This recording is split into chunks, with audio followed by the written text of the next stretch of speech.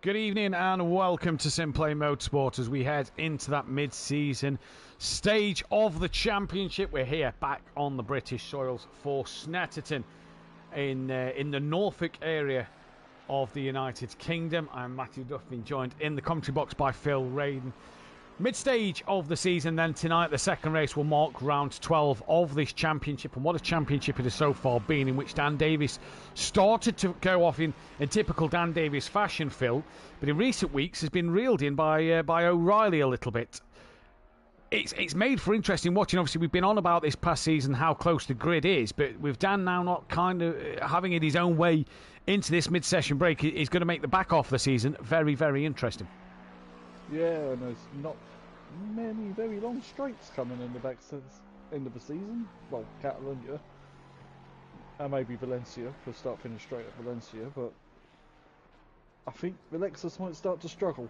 An interesting evening though here at Catalonia, in what is going to be a pretty tasty race. We saw in GT4 that it was pretty exciting and exhilarating. We saw last night in the Pro-Am again a lot more excitement, especially with them three drivers vying for their first race win in race one last night. And again, the grid order here, look, a second separates the top 12 drivers at the moment. It looks a good grid. One new driver, one returning driver, both have their names up the list. It's going to provide for dramatic racing. It is, yeah, and well, Snetterton's not the widest because it was only FIA grade 3. If it was grade 1, it'd be about a mile wide, wouldn't it, these days? So that's our fear with Kyle Army trying to get the South African Grand Prix. Everything would be changed, and like Zandvoort was. But yeah, it's got to be a close fight again. Pro is proving the closest category in lap times. Well, Vienna, Machado and Wright haven't set a lap yet, but it's going to be fun. Yeah, I think it's going to be absolutely brilliant tonight. So that returning face then is not out on the circuit. We'll get into him when he comes back. You've probably already spotted him on the list, and there is a new driver there that we'll mention as well on the formation lap. Good evening to Gary Clarble and to Robert Smith. Is it just me or is Phil really quiet tonight? Let me just turn him up a little bit for you then. Rob? Up he goes a little bit. And where is he on the circuit? Here he is. For Ms. Clouden, watching in the stream, that is Jamal's mum, or as we like to call him this week, Edward Scissorhands. He's driving with a finger that had, not stitches, but the other things that he put in, the strips, can't remember what they're called now. He sliced his finger, and that's why he wasn't able to race on Tuesday. So Edward Scissorhands is what Jamal shall henceforth be known. He's in the Mercedes. I've been told that his mum will get a good giggle out of that. She might be watching live, but she also watches it back if she can't watch it live. So, to Edward Scissorhands, we wish him the best luck in that Mercedes. Not nice though, Phil, driving with a sliced finger. And he showed me a picture. It was a pretty good slice as well.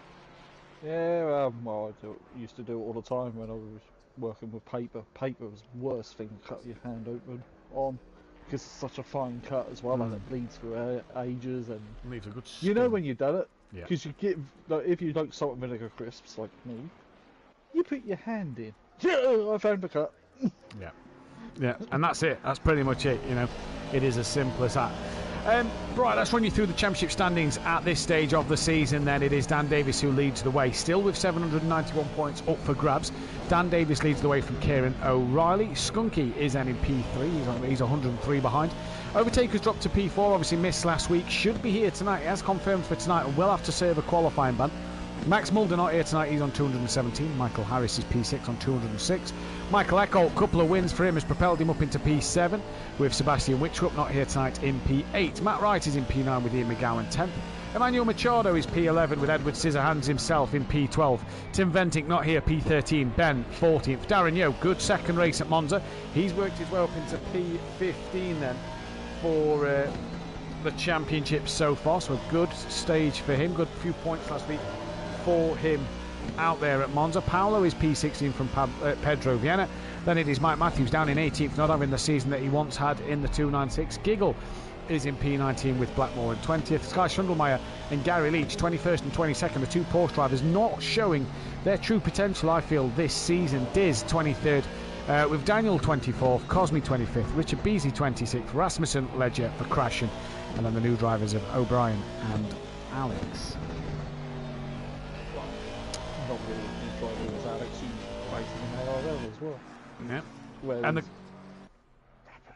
the Constructors' Championship looks like SimPlay Racing 74 points clear of the Red Line Junkies, BSP Esports RP3 with the Naval Racing Team P4, Dan Seb Racing RP5 with Fat Bloke Bandits P6, Team FBR P7, BSP Racing P8, Team SPR P9. We've got the Xbox Industries Racing now with Matt Wright and then O'Brien as well out there on the track, and Greasy Bandits Racing of Alex out there as well. Paul Alex, obviously Alex Powell, for those who remember him from a few seasons ago. Kaz Cloud, hi all, hiya Matt, I'm here supporting my boy Ed. Now is that Ed Blackmore, or is that's I assume Kaz Cloud, that is Clouden's mum. So Edward Scissorhands, hopefully she had enjoyed that one. Clouden did say that she'd get a good giggle out of that, so hopefully we've provided the entertainment there, and assumed by Cloud in the username, that is for Clouden then. So yeah, great to see. Gary Leach is in the lobby, and McGowan is also now in the lobby, so we are only expecting the overtaker. I do believe it was 23 drivers who had registered for tonight's race. Let me just take a look. Yep, it was 23, so it is only the overtaker that is missing from this race. Obviously, if he isn't able to attend this race, he will then have to serve that qualifying ban next week at Catalonia. Probably a bit better track to serve at than Snetterton, because at least it's a bit wider. A bit more well known as well. Well, yeah, because all our hot stints are set there. And not just that though, but I spoke about this with Dan last night. How much of being a foreign driver that you may not know this circuit? You know, like we said, British GT, British, touring cars, British superbikes. Apart from that, there's not many other big events that go off here at Snetterton. Well, back in the 60s, it used to be Formula 1 here. Yeah, but that's the 60s. None of these are from the 60s. Very different layout. It's how many of these, foreign drivers that's non-British may be feeling, the struggles tonight. Yeah, unless they got a channel about Inner Jules Goon on. If you remember last season, and British GT came over, loved the British circuits, didn't he? He did. Valentino Rossi said he'd like to race here and at Alton as well. Yeah, he wanted to race, but it looked like he might be concentrating on WEC next year. So, but then if it don't clash with World Endurance, why not come and give it a go, even if it is just as two one-off events. So Ian McGowan's done a time. He's up into P12. Matt Wright yet to set a lap time. He's coming to the end now. 54 seconds to go. The man who's really got good knowledge around here, and he's not actually on the most successful list. He had great pace the other day as well, but he's this man, Gary Leach. Knows this track like the back of his hand. He's not far from it, being in Suffolk. It's his local circuit. And we always seem to see Gary go well around here. We always seem to used to see Gary do really well. He's actually never had a pole or a win, but you could bet your bottom dollar he'd find a way to be on that podium. He only needs 3 podiums for 100th, so we can't get that tonight. Obviously, GT4s was another case where he could have got that. Just fell short, was fourth a lot of the times in GT4s this week just gone. That track knowledge is going to be important tonight, isn't it? Because that's going to be partly key to getting around this place, because it's not all about how quick you are. It's sometimes about how consistent you are around here. Yeah, well, consistency, same with any circuit, really, isn't it? Keeping it on the black stuff, not making mistakes, or throwing it in the wall, or just putting a tyre on the gravel. Because, well, most British circuits punish you, especially the curbs here. I've got a wonderful picture of Jason Plato launching himself on the curb at Nelson. For those of you who don't know, Jason Plato he's a British touring car champion. One of the greats, has the second most race wins as a British racing driver after Sir Lewis Hamilton.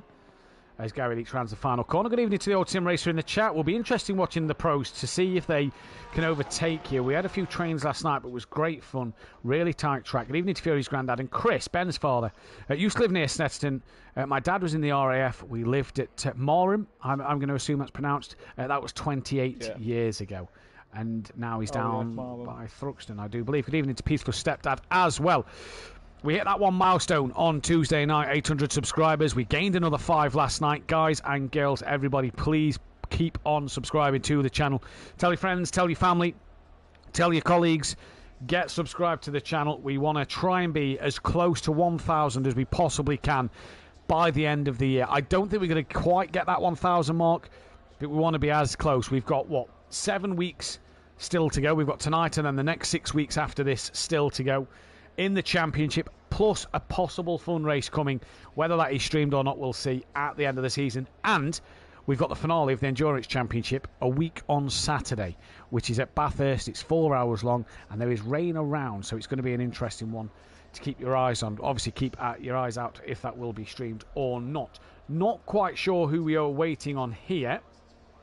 No one? Everybody has crossed the line, so normally we'd be getting ready to go straight into the race, but it's giving us a full countdown, so I'm not sure why. Invisible car syndrome? Who's invisible? Come on, who's ghosting everybody?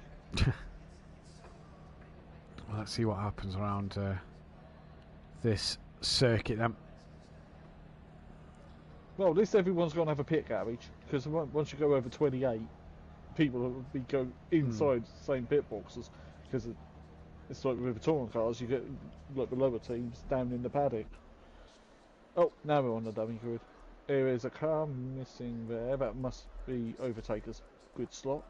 Who's not Where here is the tonight. car missing? Yeah, near Skunky and Harris. Yeah, that would be Overtaker that should slot in. He's yet to arrive. He will have that qualifying ban, as we said, going into the second race. And, well, at the moment, who will be able to do what in this championship? Skunky's been really on a mission, hasn't he? O'Reilly's been on a mission to close that gap down to that, and he's doing so. Yeah. He's doing the same also in the GT4s, isn't he? So, hunting everyone down slowly but surely. Yeah, he is indeed. As we then are about to get ready to go racing here for the first time tonight. Don't forget, 2 races coming up at this fantastic circuit here at Snetterton. 30 seconds. As we get the 30-second timer. I missed the old layout before they built all the infield. I think it's better. So I saw the pictures last night. I think this looks better. Let's get in, though, to that reverse grid for this evening. And as we can see, it is round 10 here at the Pro Circuit. It is P. Ledger alongside Rasmussen on the front row of the grid. The second row is Diz, followed by Gary Leach, with row 3, that being Sky Schundelmeyer and Edward Blackmore. Row 4 is Mike Matthews and Pedro Viana. Row 5 will be Paolo and Darren Yo. Row 6, that of Ben and Edward Scissorhands Jamal Clouden. 13th for Emmanuel Machado and Ian McGowan going from P14, with Ian McGowan and Matt Wright in 15th place. Michael Eckholt and Michael Harris will go from 17th and 16th. Obviously, with Overtaker missing on the grid, that leaves Skunky and O'Reilly. And Dan Davis alongside O'Brien. But I think, obviously, with everybody being bumped up one, Alex won't be up the back on his own. He will be up one more spot. And that, then, is your grid order for Snetterton week. It says round 10, but that's round 11 of the championship there. And our fantastic graphic there for the grid order made by our very own John Gooday, Pro-Am driver. And great to see the graphic. The graphic's been took to very well. A lot of people have said a lot of good things about the graphic, and that's been really positive to see and hear. We had a very similar one back on Project Cars too, didn't we? Yeah, that Plova did like a Formula 1 style one, but that was more for the championship order, wasn't it? If you remember the championship running on the grid. But it's great to have. It's great to just have another feature and another graphic on display here. Right, let's get into the 2 new drivers then. So we know one of the returning faces at the back of the grid. That is Alex Powell. Here he is in his green Greasy Bandits Racing Aston Martin. And the other one is Fraser O'Brien, and that then is the white and black Ferrari 296 for the XIR GT team. The XIR is Xbox Industries Racing, and it's great to have one new driver and a returning face back on the grid. Alex, no slouch here at SimPlay Motorsport. It's going to be fascinating to see what he can do and to see who's going to get out of this. But Phil, who is the man that you're going to go for the race win tonight? Commentate curse. You know, Gary's sitting P for 4 on the grid. Yeah. Especially if he's got the car hooked up already. He won't have his drives on the grass on the back straight at the moment, and down the Bentley straight. Is that who you're going for then, Gary Leach? Gary, yeah. I kind of want to. Yeah, but then again, though, Ledger a couple of weeks ago said, please don't curse me. Yeah, Ledger did say, please don't curse me. I'm also looking at the likes of Mike Matthews there in P7. He had a bit of pace. He finished P4 in that practice session. I'm going to do it. We're going to go a double shout for Gary Leach. It's hard to look past the man who knows this circuit so well. Although, I thought he was down the order, and he's not. He's just trying to come through as he's getting now side by side. Don't rule out... who is the white... Oh, that's the Diz, sorry. Got confused there with Diz and one of the Pedro Vienna and Machado cars. Obviously, Diz running in the Fat Bloke Bandits. Very similar. Very similar. The difference in the green, I think, is the subtlety, and I just got it wrong. Rob Smith, Blackmore's home race tonight. So there we go, another home race for another driver. So Ed Blackmore lines up just behind Gary Leach. So what can he do as Ledger rounds the final corner? Rasmussen had a good debut, though, didn't he, the other week? So let's not rule out Rasmussen. He's already got a third and a fourth to his name. Wasn't here last week, sadly.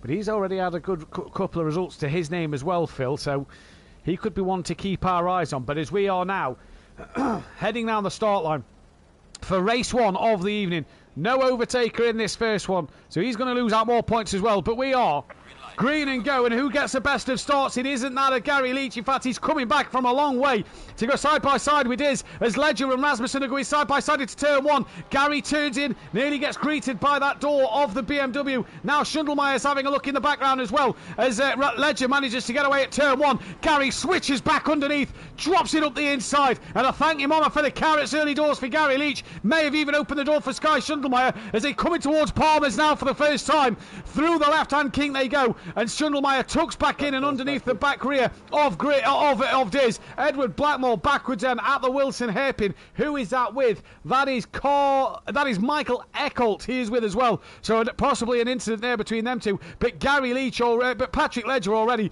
got the perfect start, Phil, as they head down towards Agostini. Yeah, well, I tell you, the manufacturers' championship is very interesting between Ferrari, Ginetta, and BMW. Gary Leach coming under a bit of pressure now from Diz. Now that's opened the door for Schundelmeyer to have a look up the inside in towards Williams onto the Bentley straight. No Bentleys this week as Schundelmeyer cannot get his way through, and that's going to allow Mike Matthews to have a look as well here at the moment. This is on board with Mike Matthews so far, sitting and looking at steering input as they come down towards the tricky Brundle and Nelson section of the circuit, and Mike going to find it difficult to overtake from there. Darren Yo's up to 7th, Matt Wright is 8th, Pedro Vienna from Jamal Clouden. Then it is at Machado with McGowan, Michael Harris, Skunky. Dan Davis has only worked his way up to 15th place ahead of O'Reilly. Paul Alex has gone with him. Fraser O'Brien as well. And then it's Eckholt, Blackmore, Paolo and Ben down the order. So not a good start for Ben yet again here. But already the top two Ferraris started to pull away. And a bit of a train forming behind Gary Leach at the moment. Yeah, there's a good 2-second gap between the two Ferraris at the front. I mean, Gary in his Porsche. Yeah, it is a good 2 seconds actually now. Down in towards Rich as they come. Clouden was having a look there on the back of that of Pedro Vienna. He's in that Naval Racing Team sandwich at the moment, looking up towards the Wilson hairpin. Nobody really making any moves as we go back down. That's McGowan having a look on the back of Machado. Dan Davis still sat pretty in 15th, and this is the problem for Dan, to come from the back of the grid, Phil, on such a tight circuit. It's got to be a patient game tonight. Also, as soon as that pit window opens, boom, straight in. That's also a very viable option right now. Ooh, someone's lagging behind. Further forward, that was McGowan having a look up the inside on of that of Machado. Didn't get to work there. Gary's still now 2.3 off the leaders in this race at the moment. He's still got Diz behind him, and this was the problem we saw in Pro-Am last night, Phil. There was a lot of trains forming without moves happening, and what has happened? Oh, I thought something had happened to Mike Matthews, but it obviously hasn't. Has the Porsche got better traction out of Williams than the Bentley straight? If you start braking pretty much under the bridge, if not you unsettle the car. Don't touch that curb. Diz got mighty close to the back of Gary Leach here. Darren Yeo's now just starting to drop off the back of the four in front. There is, like you say, there is an almighty train here, which is just allowing O'Brien to get on the back, Eckholt as well to gain. Well, what has happened to Blackmore again? He's now dropped to the back of the pack, Phil. Yeah,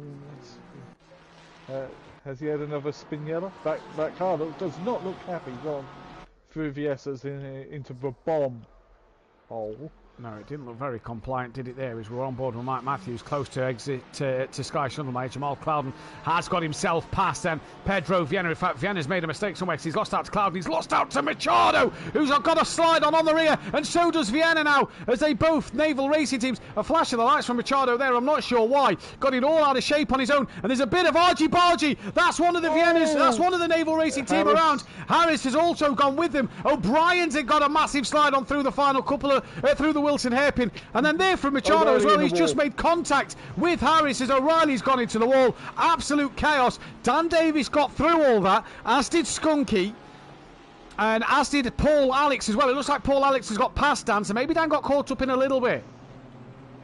But that just got very, very messy. Pit window opens in 27 seconds. So, yeah, so Edward Scissorhands got through there okay. Yeah. Jamal Clouden. Well, it all seemed to happen behind him at the moment, and Machado flashed Jamal, but I'm not sure why, because he went through turn one. There was no contact, and Machado was behind Jamal Clouden at the entry into the first corner, so not quite sure what that was all about. But either way,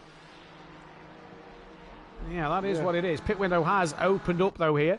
And Ledger has got Rasmussen, who's got fastest lap of the race, gaining on the back of him, down in towards the Murray's left-hand corner. One of the trickier sections of this circuit here at Snetterton. And everybody at the moment going to stay out on the track. It doesn't bode well, we saw last night, to pit early doors in this first race, as Darren Yeo and that of Diz are both going to come in. Now, what has happened further back as well, because Ian McGowan's dropped back a little bit. There is damage here. Dan Davis going to stay out. That is wise from Dan, I reckon. We saw last night how much he got caught up into the traffic by boxing early, and there is a ton of cars already in the pits, Phil. Yeah, O'Brien's in, Daz's and Diz's stops are done. Has Daz jumped Diz? No. I was just thinking the same thing. No, Daz a little further back than Diz. Vienna's done, O'Brien's done, Machado's done, O'Reilly's still in there, Ben is done as well. So here we go then. O'Reilly's but it's damage. Yeah, it has to be. It's already 0.4 of a second now out front. Gary's got that bit of a cushion now that Diz has pitted. Mike still keeping the pressure on the back of Sky Shundelmeyer. Skunky's trying to stick with Paul Alex at this moment. Dan Davis up a few places due to them early stops. Just see his car sliding around there on the back of of Ian McGowan, who's just got damage to the front of his car. Paolo's got Harris for company as well down the order. And Fraser O'Brien at the minute trying to be on the back of Emmanuel Machado. So far, Rasmussen, who's actually having a look now up the inside in towards Brundle and Nelson. Brave. You have to be brave to get the move done there. Can be done, though. I've seen it done many times. Can be done. He's got the good run on the exit, though, and out to Nelson in towards the bomb hole now. Side by side nearly. There you go. This is Rasmussen and Ledger. Rasmussen backs out of that, and we'll let Ledger carry on his merry way. And that could have ended badly there, but between the pair of them, they managed to get it sorted. And around they come through, then start another lap. Shundelmeyer trying to stick with Gary. Mike Matthews is with Shundelmeyer as well. Could be a good result for Mike and for Gary Leach tonight, who all stay out. Mike Matthews comes in, so he's deciding to box. And I'm not sure whether that's the right thing or whether Mike should have kept going there. He's obviously looking for the undercut, isn't he, on that of Sky Shundelmeyer, but it just depends on what traffic he's going to come into, because look at where Mike is. He's in the pits, not yet gone green. There's a few cars coming through the back of the circuit. Dan Davis round the outside of Richie's on that of Ian McGowan. Lovely move from Dan, and that is job done. Somebody's just ran onto the grass a little bit. Think that was Darren Yeo. Was that Darren Yeo? No, that's his Rasmussen, who's lost out. He's gone from second place. He was wide at Wilson, saw the dirt being kicked up, and that is Rasmussen, who is now down into 4th, 5th place. And what has happened there? So Gary Leach now on the podium. Where did Mike Matthews feed out? Well, he's fed out with Diz just behind him. Diz has messed up the Wilson hairpin. It used to be called Montreal. Darren Yeo now has got that of Skunky just behind him. Core 28, stop go penalty. Blackmore's Knights going from bad to worse. Yeah. Sky That happens at your local circuit, doesn't it? Yeah, it does indeed. Sky Schundelmeyer's on the back of Gary Leach and coming down towards the Brundle and Nelson corner then. In towards the chicane they go now. You just see Sky. Gary got the first part of that wrong. So he was very slow into Nelson. Sky's really caught him up here. Sky's having a look. Again, you've got to be brave to get it done through the bomb hole and into Coram. Not really the place to be overtaking cars through this part of the circuit. He's sort of setting them up for that turn one area. This is on board with Schundelmeyer though. You see Gary Leach in front and Schundelmeyer just nearly getting close to the back of Gary Leach here. As they now come down, is Schundelmeyer going to think of pitting? No, he doesn't. Stays out on the circuit for the time being. Matt Ryan stays out. Rasmussen stays out. Cloudon's going to box. Alex is going to stay out on this race. McGowan's going to come in. Dan Davis is back behind McGowan. He's down in ninth, so he's had a problem somewhere, has Dan Davis. He carries on out on this lap, as does Paolo. So Dan Davis dropped back a little bit. Darren Yeo's now got Skunky. Skunky didn't repair his damage in the background. Look, you just see them scuff marks on the front of his car. And Darren Yeo, not a bad race so far. He's obviously going to pick up the place of McGowan and Cloudon. In fact, McGowan's jumped Cloudon in the pits here. Has he jumped him? Inside each other. Oh, they're inside each other. Right, I'll let you keep your eyes on that one. Tell us what happens as Darren Yeo and Skunky come through. We're on with Machado, who's on the back then of Michael Eckholt. There is Cloudon coming out and feeding out onto the circuit there. And Cloudon gets jumped by that of Pedro Viena then. After all the mishaps that happened, Rasmussen still on the back of Matt Wright and Sky Schundelmeyer still on the back of Gary Leach. Yeah, and fastest lap now goes to Alex. Paul Alex has now just set fastest lap in his Aston Martin, returning back into the Aston Martin. It was a Matt Black last season. It was indeed, as the race control tells us we are halfway through the race. Blackmore's in for that stop-go penalty, and O'Reilly currently now sat in the pit lane. Gary Leach still out there on the circuit. The bonus for Dan is he's got 8 seconds till till Paul Alex. Got to get used to not calling him what he used to be called on the channel. So Dan's got to get 8 seconds in front, so he's got time to really build a bit of space through this part of the circuit. Tibbs probably watching one of the best drivers around this circuit. He's probably going to be able to pick up some lines and braking points around here because Gary Leach is good at Snetterton, although he's gone a little wide out the final corner. And are they going to both box? Sky Schundelmeyer is going to come into the pits. Gary Leach does not, neither does Matt Wright or Rasmussen. What about Alex? He stays out on the circuit as well. Dan and Paolo to go. A stop-go is cleared for Edward Blackmore. And what about Dan Davis? Dan still out on track. Gary does lead the race, which means Ledger has pitted. Paolo is also going to... No, Paolo's come in.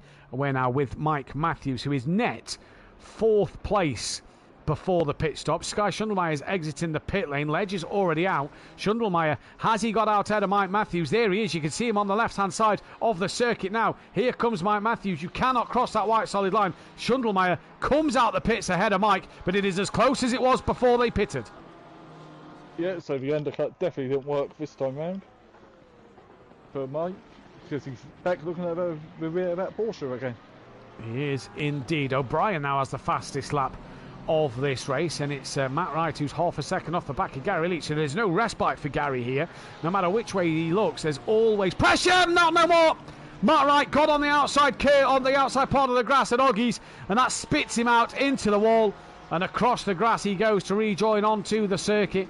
Who's that behind Paul Alex? That is Edward Blackmore, who's a lap down, but Skunky still pressuring Darren Yeo. Mike Matthews pressuring the back of Schundelmeyer. McGowan trying to pressure that of Cloudon. And then you've got Machado with Eckholt and Harris and Fraser O'Brien in the background. They're all looking at each other at the moment, but it is Gary Leach who leads this race. Could probably get one more lap in here, Phil, before he has to pit. Yeah, he'll have one more lap, though. You know, they're doing what, 146s, 147s? Yeah, roughly. So yeah, he's definitely got time for one more lap. He's definitely got time for one more lap. He's going to stay out for one more lap. Matt Wright is in. Alex stays out on circuit. What about Dan Davis? He will also have time for one more lap, and he's going for that one extra lap here then. Mike Matthews still on the back of Schundelmeyer. Skunky's now got ahead of Darren Yeo. Yo-yo in a bit here and there. Is Darren. And it's going to be interesting to see what he can do for the rest of the night. Michael Harris just running a little wide there. O'Brien looks like he's got a bit of lag in the background. Skunky then is ahead. But what about Mike Matthews? There is Rasmussen. So Rasmussen jumps back in front of Sky Schundelmeyer then after his momentarily does. Jumps back in front. Schundelmeyer's going to look up the inside though of Rasmussen in towards the hairpin. This is watching from Mike Matthews' view. Sky Schundelmeyer up the inside. Rasmussen turns in. If he can keep it around the outside, he'll have the inside line going into Palmer's. He hasn't been able to though. And Mike Matthews is now going to try and hang it around the outside of Rasmussen at Palmer, but you're not going to do it around there. Tries to look underneath, gets a wheel on the dirt. And now Schundelmeyer can just start to pull away from these two. Great move, Sky Schundelmeyer. Yep, haven't seen Tracy in chat yet, so that was a brilliant move by Sky. Very brave. Knew that he was on the better tyre, didn't he? With it up to temperature and pressure, and managed to just put the work in. So 3 drivers yet to pit. Dan Davis with that clear air now has the fastest lap. We're watching. Sky's gone deep in Hawkins. And that's allowed Rasmussen up the inside at Williams here. Then Rasmussen going up the inside of Sky Schundelmeyer at Williams. He's going to have a slower exit. That Ferrari a bit quicker than the Porsche in a straight line. Mike Matthews has just dropped off the back of these two a moment. And Sky Schundelmeyer defending that inside line. Coming into Brundle and Nelson. Has Rasmussen got the minerals to go around the outside? No, backs out of that one and thinks better for another day. Sky's over the grass. Bouncing. Rasmussen has to avoid the back of him. That's put him in the path of Mike Matthews. And Rasmussen up the inside of the bomb hole. Mike Matthews through at the bomb hole. What a set of moves. Yep, and we got one of the... Is that Diz? Yeah, it is Diz. Diz is on here as well. Yeah, Diz is in the background. Gary Leach is exiting the pits. Mike's deep. Here comes Ledger, just watching Ledger pass Gary. There's Diz who's off. Mike went deep, so now that's going to allow Schundelmeyer through. Gary is off the limiter and has got out in front of Rasmussen. Then Alex is also... No, he hasn't got out in front of Rasmussen. Gary's losing out. He's lost out to Rasmussen. He's lost out to Mike. He's lost out to Tibbs. Where's Dan Davis in all of this? He is just behind that of Pedro Vieira. So Dan Davis up into 12th. Pit stop, the overcut didn't really work for him. Definitely didn't work for Gary Leach. And look at Diz, who's about to make a move further up the order on that of Vienna, but can't, on that of Darren Yeo, but can't do so at the moment. So Mike Matthews messed it up, but Ledger, great start. He's out front, checking out at the moment. Alex Powell up to 3rd place. That's great. Rasmussen up to 2nd, though, and Mike currently sat on the podium in 3rd. Yeah, but Alex really capitalised doing them pit stops. Yeah. Because he's in front of right and behind Gary. Evening to Paul Williams, who says he's a little late to the action, but I guess there has been no drama. There's not been too many dramas, but the big drama is look how close this field is, Phil. They are so tight here. Gary Leach now coming under pressure from that of Alex Powell, just drops a wheel onto the grass. Then you've got Matt Wright, then you've got Skunky, a bit of breathing space, and back to Darren Yeo, excuse me, who's got his own train. Alex, looking to the outside, coming down towards Brundle and Nelson here for the 8th time. Gary Leach will have that inside line. Alex is surely not going to go and do this around the outside of Brundle and Nelson. Tucks back in, just behind though, they're side by side. That is Skunky and Matt Wright. Skunky's off. Where is Darren Yeo? Can he get through on Skunky? Yes, he can. So can everybody up to Dan Davis. Dan... I think Dan just avoided there, but I don't think it was much in it. I think Skunky was a bit further back than it looked on our cameras, but that puts Dan up to 11th place. Darren Yeo now running up in P8. The Team SBR boys are having a better week this week than they did last, but Alex Powell is hunting down the back of that Porsche. Yeah, and Gary's Porsche looks really loose on the rear, but then again though, its engine's there, so it kind of is. Please, I'll have a look on the inside of Richie's. Thought better of it. Yeah, thought better of it. Gary Leach, he's gone a little deep through Richie's, and that's going to allow Alex to look up the inside in towards the Wilson hairpin. Then not a lot Gary can do around here. Alex hasn't gone alongside, and Gary went deep. And is this going to invite Matt Wright through? No, it isn't. And Gary Leach, who was sat a net 2nd place, is now down into 6th. And look at the train behind Darren Yeo. There is all the way down to Harris in 16th. One mistake here, Phil, and you're just going to tumble down these standings. Yeah, that's how close Pro is, ladies and gentlemen. Well, yeah. O'Reilly. Apologies, O'Reilly is not having a great night tonight. He's down in 21st, just behind Scissorhands himself, who is down the back of the order. Schundelmeyer is trying to stick with Mike. Mike just doesn't have an answer at the moment for that of Rasmussen out front. Ledger checked out up top, though. He's having a great race. Seeing Schundelmeyer back to his best. We've not seen him this good so far this season. No, and well, you think all the disruption Florida's had lately. Yeah. So that's kind of hurt testing time. Darren Yeo going well in P8 at the moment. You're just looking at the cars behind him. Difficult to overtake, and this is what Dan Davis is finding out at the moment. This is looking on board with Dan Davis. Into Brundle and Nelson he comes, look. And if we just go on the dashboard camera there, there's just not a lot of room for Dan Davis to get through. Drops down the bommel, but you're not really going to make that move into Corum. He has a look, but you just see him get off the throttle. That door's open though, and I tell you what, he's not going to get an easier place than that, because Pedro Vienna just understeered wide, and the door was there for Dan. And Skunky's got round as well. He has got round, trying round the outside of Murray's down the start straight. He'll have the inside line coming into Richie's corner. We're on the final lap of this race, and there is drama no matter which way you look at the moment. Here comes Skunky, still side by side with Vienna. Into turn one they go, and Skunky up the inside as well. Lovely bit of driving, but now Machado's trying to come back. The one naval team that lost out to the Red Line Junkies, the other one gains, because Machado up the inside of McGowan at the Wilson hairpin. Yeah, well, it looked like that. First race, Team SVR is going to outscore the main team again. They are going to outscore the main team here at the moment. They did last week, I do believe, as well at Monza. Paul Williams, quality close racing from what I have seen so far, and this is all that we ask for. Love it. And indeed, this is all we ask for, but it's Ledger out front from Rasmussen, Mike Matthews, Sky Schundelmeyer, Paul Alex, with Gary Leach now, then Matt Wright, Darren Yeo, Diz, Dan Davis, then that of Skunky, Pedro Vienna, Machado, McGowan, Harris, O'Brien, Ben Echo, Paolo O'Reilly, Clouden and Blackmore.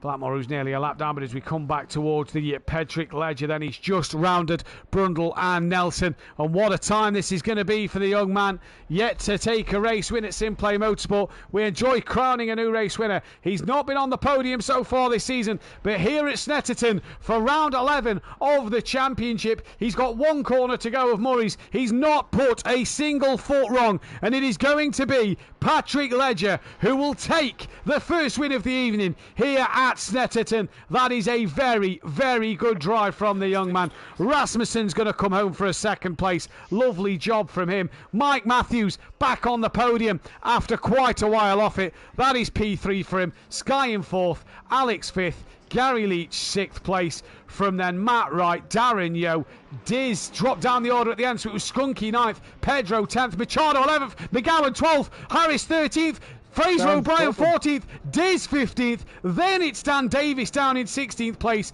from Ben, then it's Michael Echo, Paolo, and O'Reilly, then Paolo, and as we just await for Jamal Clouden, what happened to Dan Davis at the end of that race? That is going to be the big question, Phil, because he got up a couple of places, as well as Diz dropped down the order, didn't he, very late on at the end as Jamal Clouden finishes his lap, and we just now await for Edward Blackmore to come round. But what happened, Phil, to Dan Davis at the end? That's what everybody would probably be asking.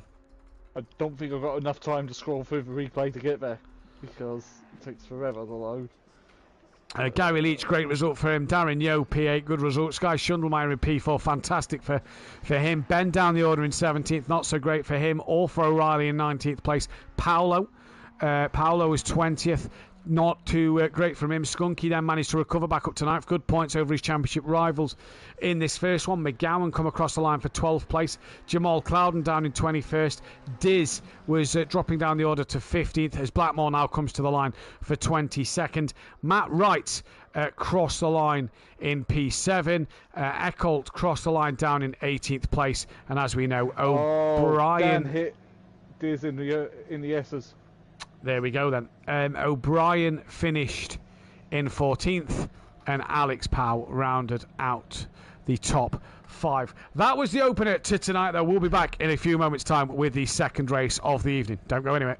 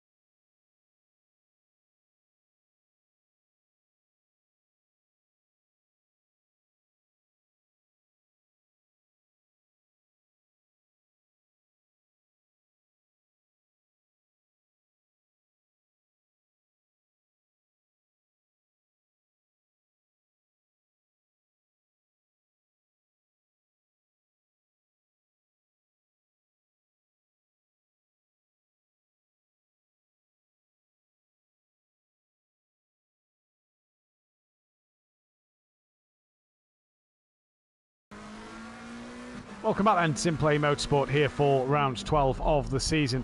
It is that time of night where we are going to be into qualifying for this 12th round of the championship, and what a qualifying session this provides. To be, we're on board with Michael Eckholt on his outlap at the moment.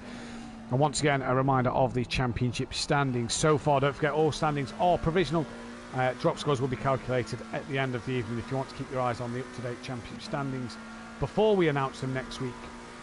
Make sure you follow us on social media, Facebook, Instagram, and if you're not, then join us on the Discord. Dan Davis leads by 45 points to O'Reilly. Skunky now has to get down to 95. Michael Harris is up in P4 with Matt Wright up in 9th place. Overtaker drops to 6th with Max Mulder down in 7th. Michael Eckholt just behind them to in 8th. Ian McGowan, up in 9th place. Machado is 10th. Mike Matthews has gone from 18th to 11th with that 3rd place, so a good result for him. Sebastian Witcher 12th for Jamal Clouden 13th. Darren Yeo is P14 with Ben in 15th. Pedro Viana from Sky Schundelmeyer. Then it's Tim Venting, Paolo, Gary moving up the order from Ed Blackmore, Diz from Giggle, Daniel, Patrick Ledger with that win, Rasmussen, Cosme, Beasley, Alex, Vakrashian and O'Brien. Constructors Championship looks as follows, and a huge jump for Team SPR in this one, but SimPlay Racing 92 clear of the Red Line Junkies with BSP Esports sat in 3rd. Naval Racing Team just behind them with BSP Racing up into P5. Team SPR have gone from 9th to 6th, up 3 places ahead of Fat Blokes Bandits, Dan Seb Racing, Team FBR, and it's the Xbox Industries Racing and the Greasy Bandits Racing down at the bottom of the standings. Phil, what a race one that was. What a qualifying this is going to prove to be. Yeah, it was a pretty good race one. Always exciting at Snetterton, especially when they do 24 hours of 2 TVs here. Yeah, that's a thing. Yeah, but how close is this qualifying going to be? Well, judging by Pro from earlier this season, it's got to be a tight one. Yeah, it is going to be a tight one. We're on board with Michael Eckholt. It's coming down the Bentley straight now in towards the final couple of corners of Brundle and Nelson. You hear him hitting the brakes. He goes under the bridge. Bit late there, though, and he's gone deep. So that's going to ruin his lap time there. He has gone off the circuit as well. So he's going to have to yield that time to the 302 behind him, which is Skunky. So we'll ride with Skunky to finish the lap. Round through the bomb hole he comes now in towards Coram. And Eckholt's invalidated his lap, Phil, at a tricky section of the circuit to get out of the way. Yeah, through the part that flies by, really, from Williams to the start-finish line. It's the rest of it that takes the time. So here comes Skunky to the line, manages to go a 1:46.1. That ain't a bad banker lap at all, is it? Let's be brutally honest. Where is car 11? That's Mike Matthews coming down the start line. A few others. Ed Blackmore's put a lap time on the board. O'Reilly's a bit slower than Blackmore. Here comes Mike Matthews, goes within 4/10 of that lap time. Sky Schundelmeyer is coming towards the line. What can he do as he moves up the order a little bit? There I see Matt Wright in the background as well. What's his lap time going to be? He goes up into P3. Patrick Ledger, your race one winner, is coming down the start straight, as is O'Brien. We've just gone on board the wrong car, so O'Brien has just had a lap time. Car 34, that is Michael Harris coming towards the line now as Dan Davis crosses it to start a lap time. He must have invalidated his first one. And it's with it being a long lap around here, Phil, you do not want to invalidate too many laps. You want to get as many in on the board as you can. No, because if you look back at GT4s, well, you only get 5 minutes qualifying. You literally got the out lap, flying lap, maybe another one, if you're lucky, and then that's it. Session's over. Indeed it is. So here we go then. Who's coming to the line now? That is the 81 of Paolo. Says he's on an invalid, but you don't know whether you can trust that timing screen or not. As to the line he comes. O'Reilly's back out on the track. We're about to wait for the 1, 2, 3 of Machado, who's really got good track position here, hasn't he, Phil? He's clear. Yeah, he's got a lovely bit of real estate right now as he heads into Murray's. Oh, I can't find him on the terminal scoring because... Here he comes then down towards the start-finish line.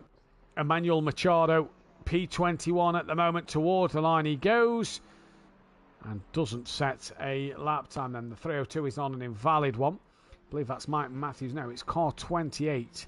And whoever's in front of car 28, so that's Edward Blackmore.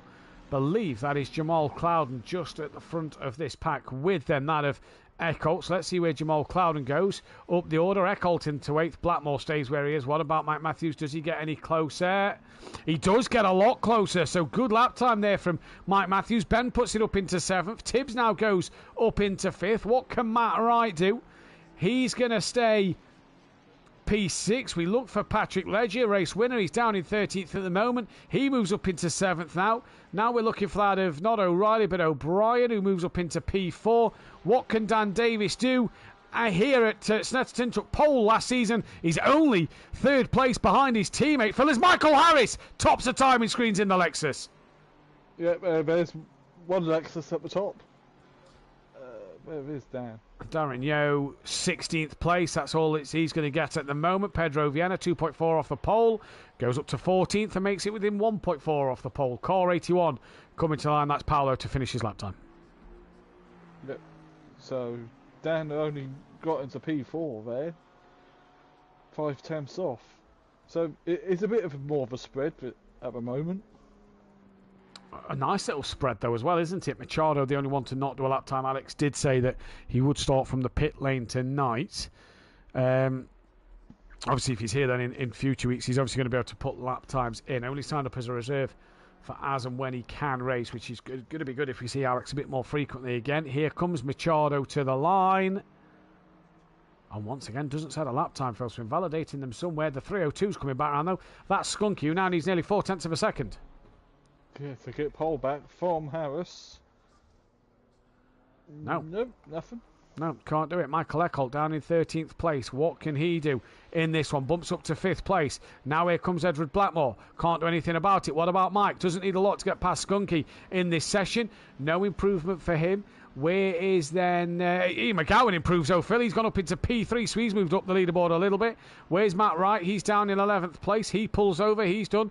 Patrick Ledger next. Where can he find a place? No, he can't. Gary Leach down in 13th. Does he find any time? He doesn't. Stays where he is. Rasmussen's coming towards the line. He moves up the order to P11. What about Dan Davis? Needs half a second. Doesn't find a single drop.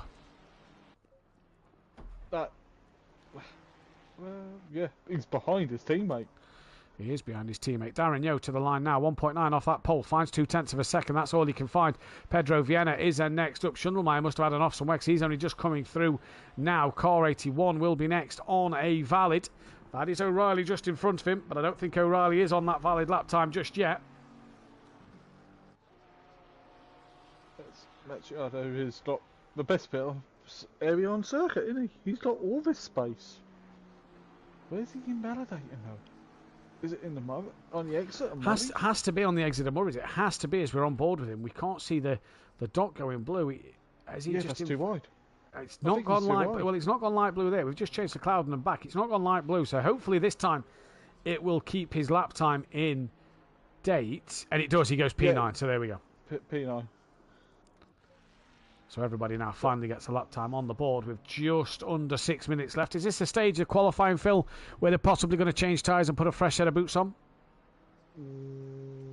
Oh. Well, remember, everyone's limited on tyres still, aren't we? They are. Skunky's just got within a 10th, by the way, now. As Eckholt is up to 3rd. What can Mike Mathew achieve? He now moves up to 3rd place. Really laying down the gauntlet for his teammate there, isn't he? Does Mike like Snetterton? Not too sure. We know he loves Alton Park. He does love Alton Park. Ledger moves up the order. What can Gary Leach do? He's tumbled down 17th all of a sudden. And he stays P17. Dan Davis, half a second needed. What's he going to find? Tops the timing screen. Oh. Finds nearly 7 tenths of a second. That is the lap he needed to put together. There's the pole. And it's a Lexus lockout at the top of the field. Darren Yeo moves up to 11th place, so he knocks his teammate down another step. NRT Sammy in the chat, good evening to yourself, sir, as we now wait for car 74. That is O'Reilly, who just doesn't have it tonight, Phil. No, I think he said he's not a fan of Snetterton as well. But he's on P11, so... Yeah, he's just climbed up the order a little bit, waiting for the 1, 2, 3 of Machado to come through. As he heads towards Murray's. Just a little wide again at Murray's. Just noticing there. Just a little wide. The curbs is quite slippery here. So you don't want to keep running wide there. You're not going to get as much traction. Well, he's moved up to P8. Dan Davis is just exiting the pits. We see in the background there as Machado comes down the start line. Cloudon's 21st. He is not having a good run of this. We said he's not had a great run of the Mercedes all season. Here it seems even worse. Well, it's probably even worse that he's got a hole in his finger. This is true. It's not fun driving with scissors on your hands, and he moves up to 20th place ahead of that of Edward Blackmore. Car 75 now of his teammate Diz is coming towards the line. He goes up to 11th place. The 918 now of... Is it the 998? Sorry, that is Ledger who comes to line. He doesn't improve. Gary Leach is now 19th.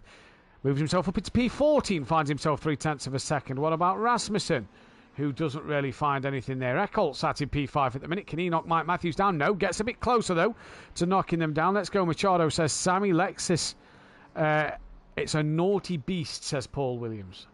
It is a bit of a hidden gem. Anyone could have chose it. Well, there was limitations due to liveries, but yeah, at least 8 people in each night could have chose it. So, Hypertech saying the AMG is horrible with this bop.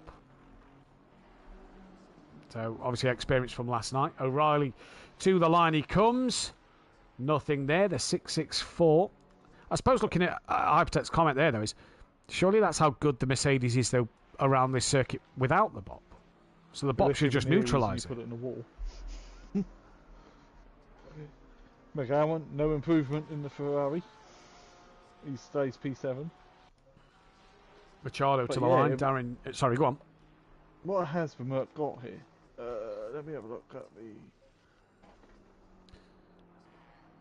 miserable plus 11. So it's not huge weight, on the bop. Yeah, no, it's just yeah. I mean, the M4 gets 18. Ledge is stopped, so that'll allow Paolo through. Possibly made a mistake, so he's letting Paolo go so he can set up the space for his own run.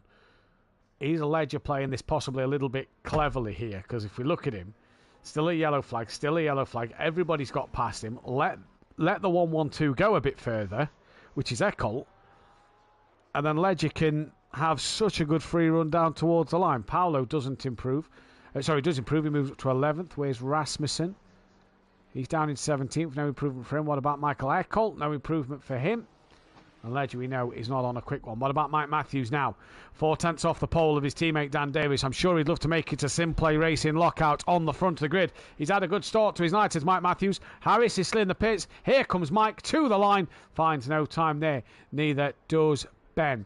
What about that of Machado? That's not Machado, then it was Vienna. He crossed the line, stays 16th place. Matt Wright is all of a sudden down in 19th, 1.2 off the pole.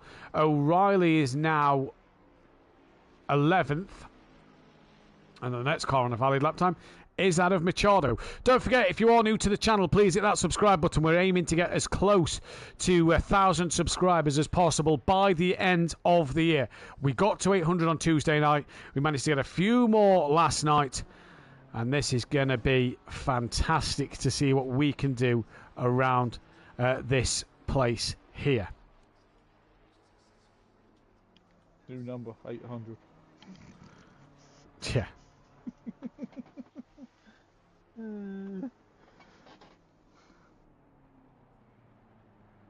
Right, Dan's now began his flying lap, his final flying lap, with 20 seconds left on the clock.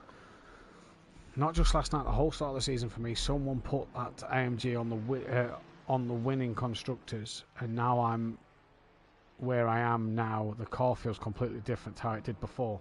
Well, it'll be interesting to see what it can do. I think the Bop's made all these cars look balanced. I mean, we've not seen the McLaren be as dominant as Rasmussen Bales then on his final run. What can Ledger do? Currently down in 10th place. Is he going to find an improvement? No, he's bailed to the pit lane as well. Next call will be the 46. That's Valentino. No, wait. Vienna. So Vienna 1.2 off the pole. Very tight grid once again down towards the start line. What's it going to be as he crosses it? That is Matt Wright in the background. Vienna moves up the order. Matt Wright in the background. What can he do? He moves up to P8. O'Reilly's down in 12th. What can he put lap time wise on the board? Stays where he is. What about Clouden? He's returned to the pits. The 664 now with Ian McGowan. What is his lap time going to be? Got it a little wrong out of the final corner. He's invalidated. He has invalidated. Here comes Machado. Just Dan Davis and the 47 of Fraser O'Brien on his debut week so far. And has Dan managed to once again pull the pole out of nowhere? Machado stays P9. What about Dan Davis? Any improvements in the locker?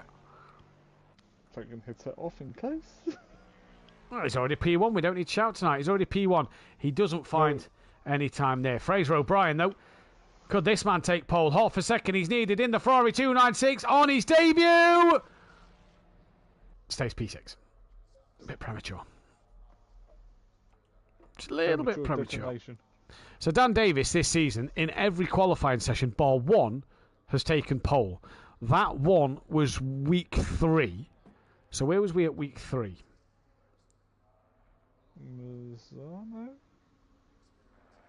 No, Kyle Army, I believe, because we didn't get to do it in the GT4s, did we? And I think that was week 3.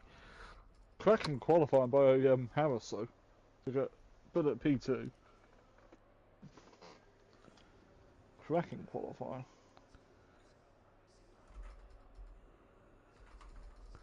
Lexus Lockout on the front row. Gary Leach is 17th. Darren Yeo finished 16th. So Team SPR, not the strongest qualifying. 18th for Schundelmeyer. Ben, where's Ben? He's 10th. O'Reilly up in 12th. Paolo 13th. Overtaker not here. So that means his qualifying ban will carry over to Barcelona next week. Skunky on that second row of the grid. P3 for him. McGowan 7th. Bit of a quiet qualifying from McGowan. Clouden down in 20th place. He'll be disappointed with that one. Diz up in 14th. Blackmore 21st. Matt Wright up into 8th at the very end. Michael Eckholt was 5th. Legia was 11th at the end. And then Rasmussen 19th. Not the best qualifying there from Rasmussen, and O'Brien up into 6th place. Good lap from him. Like we said, please hit that subscribe button. We are trying to get as close to 1,000 subscribers as possible, as well as hit that thumbs up button if you are new, and the bell to be notified when we are live. We'll be back live next Tuesday with GT4s and Dan Davis bringing you all the action. Me and Dan will be back in the box next Wednesday for Pro-Am. Myself and Phil will be back in the comms box on Thursday for the Pro Series. While you're in the YouTube channel, go down to our description and check out Design Manchester, producers of vinyl graphics, laser engraved gifts, mugs, printed clothing, and much more, including SimPlay merchandise. Head over to their Facebook page, the link is in the description, as well as check out our other fantastic sponsor, Audio Sport, manufacturers of VW Transporter, T4 Audio Solutions, and styling products. Go to www.audiosport.co.uk or check out their Facebook group. All the links are in the description below. Right, to helicopter cam for the race start. Right, Phil, who are you tipping for the race win? Who wants to commentate first? So I got Gary with it, didn't we?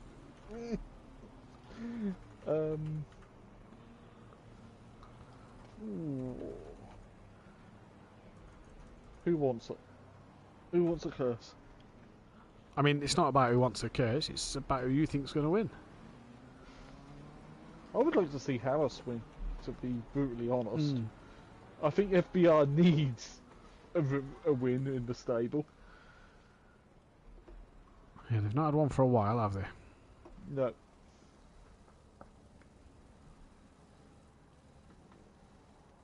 Yeah, locked in, Harris.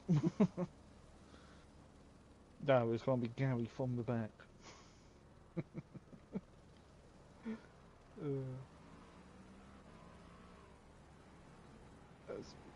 We'll head over to Spain next week. Don't know, weather might be interesting because they're having quite a lot of it at the moment. Don't know if it's in the Barcelona region, how far it's from Valencia. I'll have to Google it.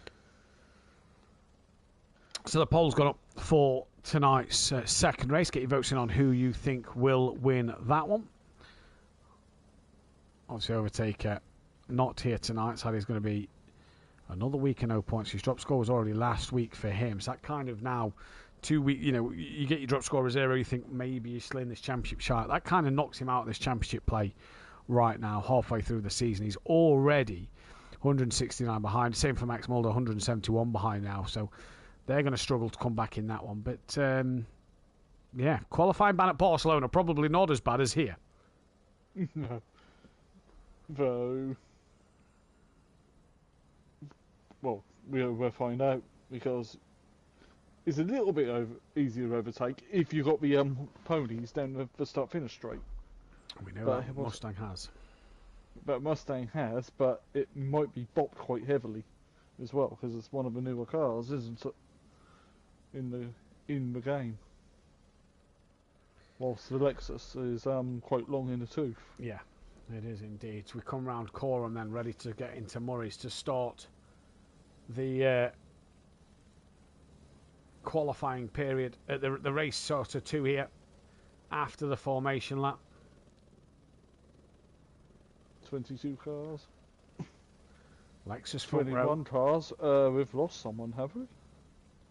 I believe we have, yeah. Who Schundelmeyer. There's no second Porsche on that grid. He's back in, look. He's just got back in. But it'll be a pit lane start. It'll be a pit lane start for him. And here we go then. We are green and go for the second race tonight. It's round 12 of the season.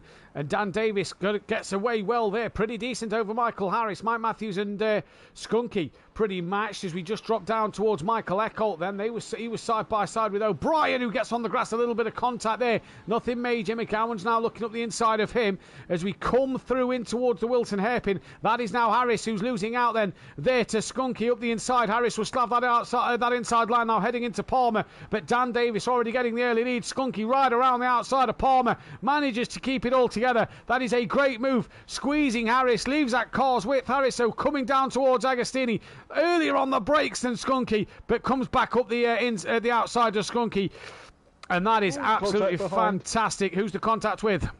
It was one of the naval racing cars. Yeah, it looks like Matt Wright, I think we saw in the background there, who was around. Schundelmeyer has got going. He's a little far back at the moment, but obviously he's going to try and make up the places in this race. But Dan Davis got away well. Harris now coming under pressure from Mike Matthews, dropping down to Machado. So I wonder if it was Pedro Viana, because he's down at the back of the pack a little bit more. And then was it Matt Wright? I believe it was Matt Wright. He's still up in 8th place. It couldn't have been. No, it was. Not gone through a sector time yet. Kieran Argent, MotoGP has moved from Valencia to Barcelona for this weekend. Because of the weather. All the circuits. Where was Kieran Argent last night, eh? Didn't see him around last night, did we? In the chat tonight. What cheat codes is Dan using, says Tech Leader in the chat. Good evening to both of them boys in there. Is Harris now goes a little wide on the exit to Murray's. Mike Matthews is going to come down the start line. He's going to have that better momentum than Michael Harris, but Harris, as Dan looks like he's trying to get some heat in his tyres there, look, just weaving to probably warm them tyres up a little bit. They obviously seem a bit cold. And around the outside, Mike Matthews, can he go? No, he can't. Harris just understeers a little wide, and Mike Matthews tucks back up the inside. That is a lovely move there from Mike Matthews, and up the inside of Harris he goes. Little clip as Harris tries to get back in to place over Mike Matthews, and to stop that of Michael Eckholt. Mike Matthews gets in front still. Now McGowan's having a look at Eckholt, but he can't do anything there. Looks like Gary Leach was having a look on Jamal Clouden, who's had a pretty good start to this race. Yeah, well, I was just lost in train of thought like normal. Yeah, it's second. Oh, Skunky's closer in a second now, bro. Look at that. As they round Hamiltons into Oggies. That's definitely less than a second. Yeah, that does look less than a second. Meanwhile, Mike's having a good night. Touch wood. Then find some wood quick. Touch wood. Yeah, everyone touch wood. Mike. He's just gone on the grass there on the exit to Williams as he comes through. Harris still trying to get on the back of Mike with Eckholt. There's McGowan, O'Brien from O'Reilly, Ledger from Darren Yeo up to 10th. Good start for him. Then it's Diz. In fact, look at O'Reilly. He's having a look then on O'Brien up the inside and towards Brundle. Nope, not going to make the move done there. Gary Leach on the back of Jamal Clouden with Pedro Viana, Rasmussen. There's Machado, Paul Alex, then Ben, Matt Wright, Edward Blackmore, Paolo and Schundelmeyer, who's going to try and just, consolation points in this one from where he qualified on the grid. still about 6 seconds off the back of Paolo. Oh, the lead's back out to over a second now. So for the race lead. So Dan Davis 1.6. Skunky did do the fastest lap on the last lap though. Harris within 9/10. And it is again such a close train of cars down the start straight once more and in towards turn 1. There you go. Yeah, you put a wheel wrong and that's it. Race over. You just tumble positions because you can't just rejoin in front of the pack. Through the hairpin now goes Kieran O'Reilly, still trying to get past O'Brien, but he's got Ledger, the race 1 winner, with him on the back. Darren Yeo sat in P10, quite a good night for Darren Yeo as well. Here comes Diz, who dropped down the order at the end of race 1. Gary Leach and Clouden pretty close together, and Rasmussen in that Naval Racing sandwich at the moment. Ben on the back of the train here. Gary obviously going to want to try and get a little bit closer. You see Rasmussen getting very close up to the back there of Pedro Viana. Really trying to make the best of what he can do in this race. And going to look to the inside line. Can't do it there. Going to try and tuck underneath. No, Viana gets it turned through. Absolutely lovely then. Bit of dirt kicked up from the cars in front. 1.8 now is the gap, Skunky to Dan. These two have dropped the cars out front. 2 seconds now is the gap. Mike's 2.7 behind. Harris is side by side with Eckholt. Eckholt round the outside at Brundle. Has he got it stopped for Nelson? Yes, he has. What a move from Michael Eckholt. See, it can be done. What a move though, to get in front of the other Lexus. Great move there from Michael Eckholt. Moves up into P4. Harris down to 5th. He's got Skunky pressurising him. O'Brien, O'Reilly and Ledger are all together. Then you've got a bit of a break to Darren Yeo, Diz, Clouden, Gary Leach, Pedro Viana, Rasmussen, Machado, Paul, Alex, Ben, Matt Wright. They're all in this train here. Behind that of near enough Darren Yeo. O'Reilly's having a look on O'Brien in towards turn 1. Here comes O'Reilly. Not going to do anything there. Down the order though. That is Vienna defending from Rasmussen. They're doing a good job about it. Through turn 1 they go. And now that is Ledger, who looked like he was attacking the back of O'Reilly through the Wilson hairpin on the outside line now at Palmer's. Not able to keep the nose there, so Tuck's back in behind for the time being.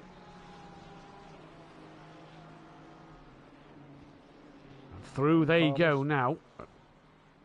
These trains just between from Eckholt back. Yeah, pretty decent at the moment. That's allowed with Eckholt passing Harris and Eckholt not being able to drop him. That's allowed Mike to just pull away a little bit. It has, because Mike's got what 2.5 seconds in front now of Michael. Yeah. Yeah, he has indeed. As through he comes. And so far, so good for Mike. At this stage of the day, he's had a good night, hasn't he, so far? 2 P3s at the moment.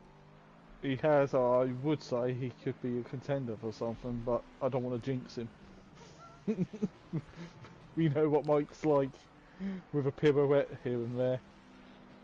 Tell you what, Alex has fought up to P16 in the green Aston Martin. Yeah, he really He's ahead has. of Ben now. Ben's just not had a great night back there. Pedro Viana's dropped down to behind Ben. He was just in front of Rasmussen. So something's happened to Viana there, and he's dropped down to 18th place. So I'm not sure what's happened to him. Gary Leach is pretty much pushing Clouden down the straight here. Clouden's going to offensive on Gary Leach in towards turn 1.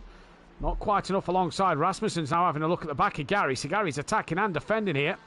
The 2-time pro champ going to try and chuck it up the inside of Clouden, but can't do so. Rasmussen's all over the place. Clouden defends from Gary. Gary defends from Rasmussen.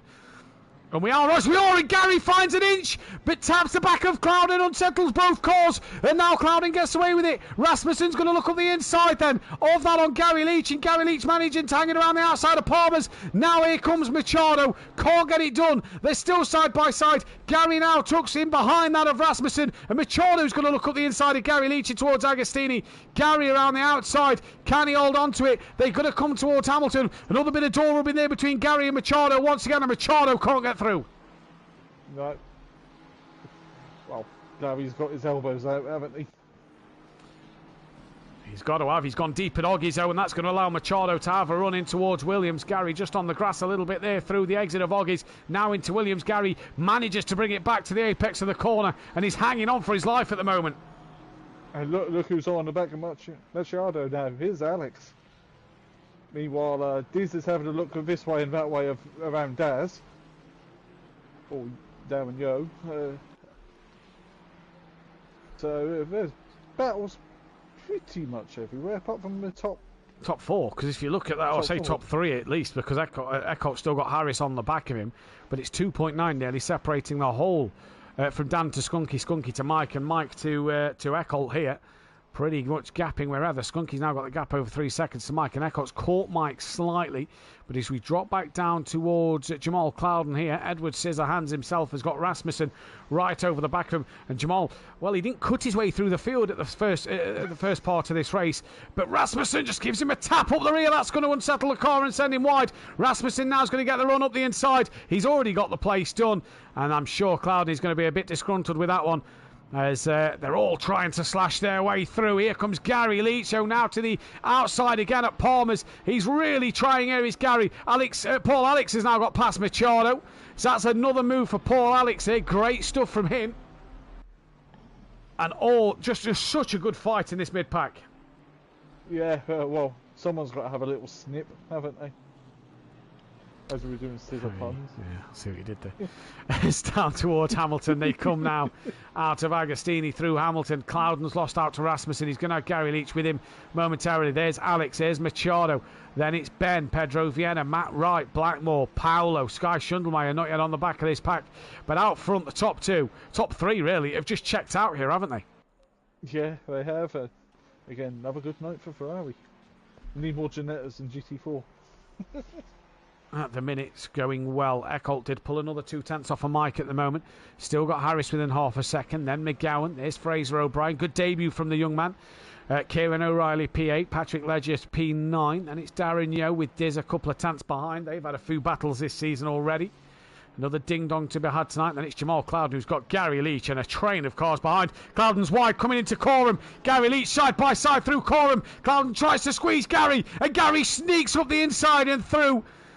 Oh, Ben tapped Alex as well behind them. So Ben tapped Alex, that put him into Clouden, and that's caused chaos behind. But I tell you what, it was a lovely move, cut up the inside. Yeah, very, very Leach-esque, wasn't it? It was, and that was touring car style, wasn't it? There's a bit of tarmac, wide enough for my Porsche, through I go. They have to give me space, racing room. So Ben's down to 19th place now. Patrick Ledger's on the back of O'Reilly. Harris is still with Eckholt. Eckholt, though, is gaining on Mike. Yeah. The pit window doesn't open for another 13 minutes. That was very quick, terrible maths by me. Just dropping down the order. Look at his queue behind Alex. Now Clouden's got to deal with Emmanuel Machado. This is on board the rear wing of Jamal Clouden, looking back from his Mercedes-Benz. And we said that Clouden seems to come alive in race 2 as well. He's been passed by Rasmussen, he's been passed by Gary. He's under pressure. But he's also probably having trouble shifting gear. Because you do that on the tip of your fingers, don't you? No, it depends on which finger he's using. As here comes Machado now. Clouden goes defensive in towards Brundle. To the outside goes Machado. Backs out of that one early. And through comes Clouden. Nice and easy. Steady as he goes.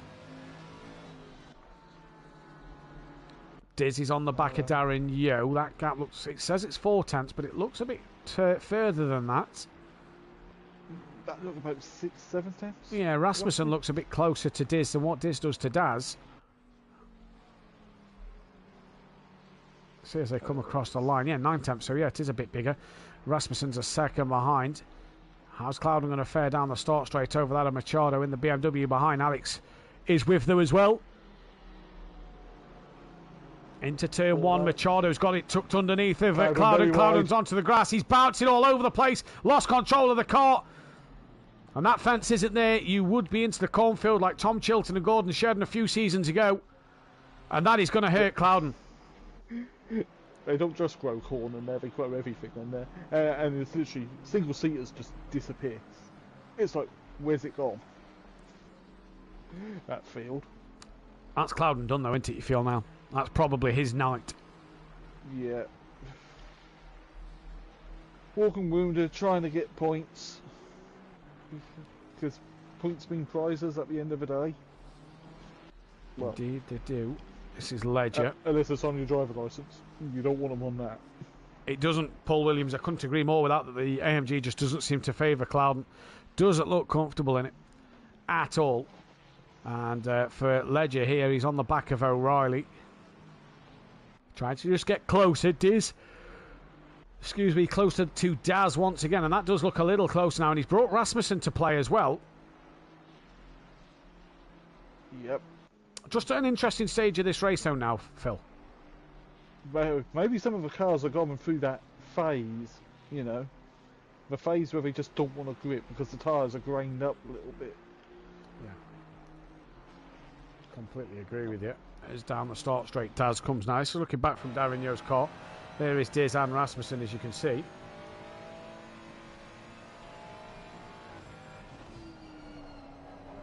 Daz turns into Richie's.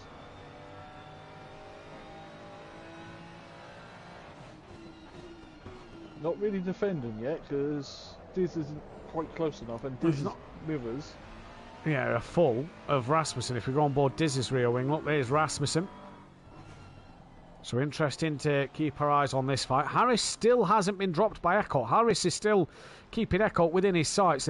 They've got within about 2.5 of Mike, but they can't seem to break that mark any further. No, and Mike's now 5 seconds off the back of Skunky. Yeah, the top two have just checked out in this race and are gone. The gap between Skunky and Dan has pretty much stayed as what it was. Just dropping down the order, Alex 4/10. He's on the back of Machado. Clouden obviously driving with that damaged Mercedes down the order. With his damaged finger. Gary Leach now has got, I think it was his index finger. Gary Leach now has got the pressure of Machado and Alex behind him now. Yeah. But if anyone could drive like a touring car driver, it's Mr. Leach. Yeah, indeed it is. Do you think it's Puckering? Race number 375 for Gary Leach here in this race. I think he's like second behind. He is second behind Phil. He is, yeah. He's 29 race starts behind DJ Phil. So at the minute, going great guns is Gary Leach. Mike Matthews on 3:13. He'll be ahead of Smokey Devil soon on the all-time list of race starts. Monkey Boy's only 6 away from his 250th. So that's great to see from Monkey Boy. As here we go, look, Rasmussen trying to fight Diz. This is going to help Darren Yeo out a little bit here. With these two having a bit of a scrap. Sorry, Phil. Yeah, it will help Darren to pull away a little bit because Diz is now going to be defending from Rasmussen. As Rasmussen who might think about it to set it up coming into Agostini after Palmer's. Unless someone wants to go off and have a pint in Tyrrell's, the bar. Well, Diz has kind of caught Daz back up a little bit here. On their brakes, in towards Agostini, there you go. Just drop back to Gary Leach. Alex has dropped off the back of Machado a little bit. Harris, oh, Eckholt's wide, through Oggies. Got a little loose as well, so that's put Harris right on the back of him a little bit closer. And that might invite Harris, who now has his own moment through Williams. I was just about to say, it might invite Harris to have a look up the inside, up the straight towards Brundle, but not a chance now. That's allowed Mike to get over 3 seconds away from Eckholt. And also Skunky's over 3.5 behind Dan now, so Dan's just checking out. Yeah, Dan's got fastest lap of the race as well at this phase. I'll have a look, see what that is. It's Dan from Skunky from Mike Matthews, your top three. This is the battle for 4th place. Just going to drop back down to Diz and Daz. Dan's done on 1:46.6 as his fastest lap. There we go then. So Diz at the moment currently just trying to stay ahead of Rasmussen. That also, by the way, gives Dan 3 poles and 2 wins around the circuit, the same as O'Reilly. And obviously we have to add that of Ledger for his race 1 win to the most successful drivers around this circuit. which include the Only G, Smokey Devil, NJ, Hitman, Fury, Dan Davis, Max Mulder, Diz himself, Aidan Bennett, Andy O'Reilly, NLR Andy, Ramsel, Dennis Hansen, Ledger, and Dean Lasocki on them list. Regards to what the extreme change in car, your drive does not for some make any difference. Yeah, I just think it's whether a car suits you or not, to be fair, dude, and that's clearly what Cloudon's feeling this season, isn't it? That car does not suit his driving style. As Machado attacking the back of Gary then. Matt Wright is also attacking the back of Pedro Viana. Nothing happening there, though. Gary's wide. He is wide. Machado's gone through, just saw that in the foreground.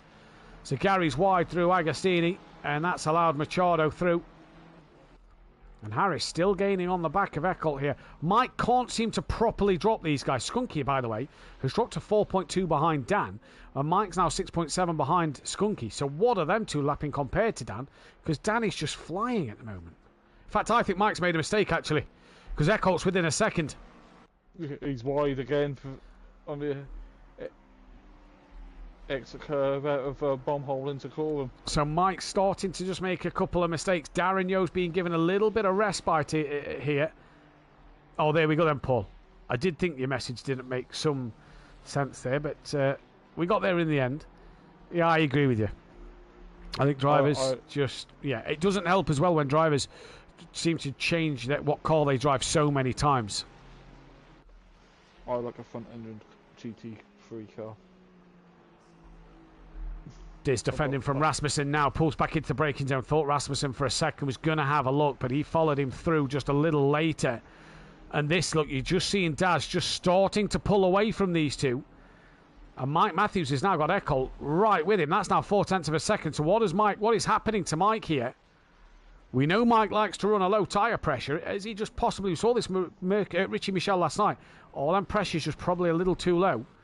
That he's just running a few of the curbs. It's just hurting the tyre. Possibly, yeah. 5 minutes until the window opens. Well, 4.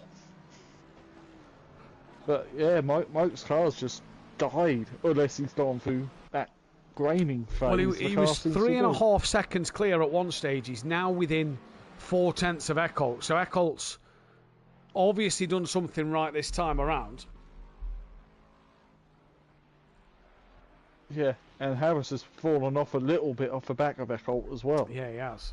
He has. We've got all the mics together. Have you noticed that? Yeah, Mike. We had all the Robs together in the race too yesterday in Pro-Am as well, so that was nice to see. Down towards Diz. Still 0.5 second, it's saying to him and Darren Yo. Just drop back down to that 5 second. Yeah, he's about 0.5 second. Ramsels just ran over the exit curb through the bomb hole, so that's going to hurt him a little bit there. And through now, they come into Coram. What about Ben? He's on the back of Pedro. We've had a quiet night for Ben. Not one of his best. No. Maybe he can't get much practice in at the moment because being only a teenager and you've got to do your studying and stuff like that. Well, he might be given an invitation here to come past Pedro Viana, who was wide out of the Murray's corner. Ben tucks into the slipstream. Can he get alongside at some point? He pulls out to the outside line now in towards Ritties. Gets just alongside a little bit. Vienna breaks later. Goes deeper. Ben wisely tucks up and goes through. Although Vienna had a snap mid-corner there. And that's not going to allow him to fight back from Ben. So Ben moves up another place. Yeah, up to P17. Maybe he wishes he was back in the McLaren. Again, it's yes, about he was again. McLaren last season, wasn't he? Yeah. It is about driving style. Diz right on the back of Daz, who has a moment coming out of Agostini there. Diz now pushing Daz pretty much through Hamilton. He said he needs a 4-week break like F1 drivers. What is that, from school or from racing? Daz now under pressure, just bounces off the curbs coming through Williams. This could allow Diz to have a run on that outside line then towards Brundle and Nelson. They're side by side. They've had a coming together or two this season of Diz and Daz. And in towards Brundle they go. Is Diz going to try and hang it around the outside? He has, up the inside for Nelson. That is a lovely move once again from Diz. Great work from him there. And Rasmussen now can't get through. That was a cracking pass through it, wasn't it? Into Viestas, then out on exit towards the bomb hole for Diz. Really good bravery, really good commitment, and you've got to really appreciate both drivers there, because if both of you can't do it, then it could end in disaster. Paul Alex trying to get past Gary Leach in the background, not happening at the moment, but Rasmussen now is going to be on the back of Daz. Daz want to get past Diz as well.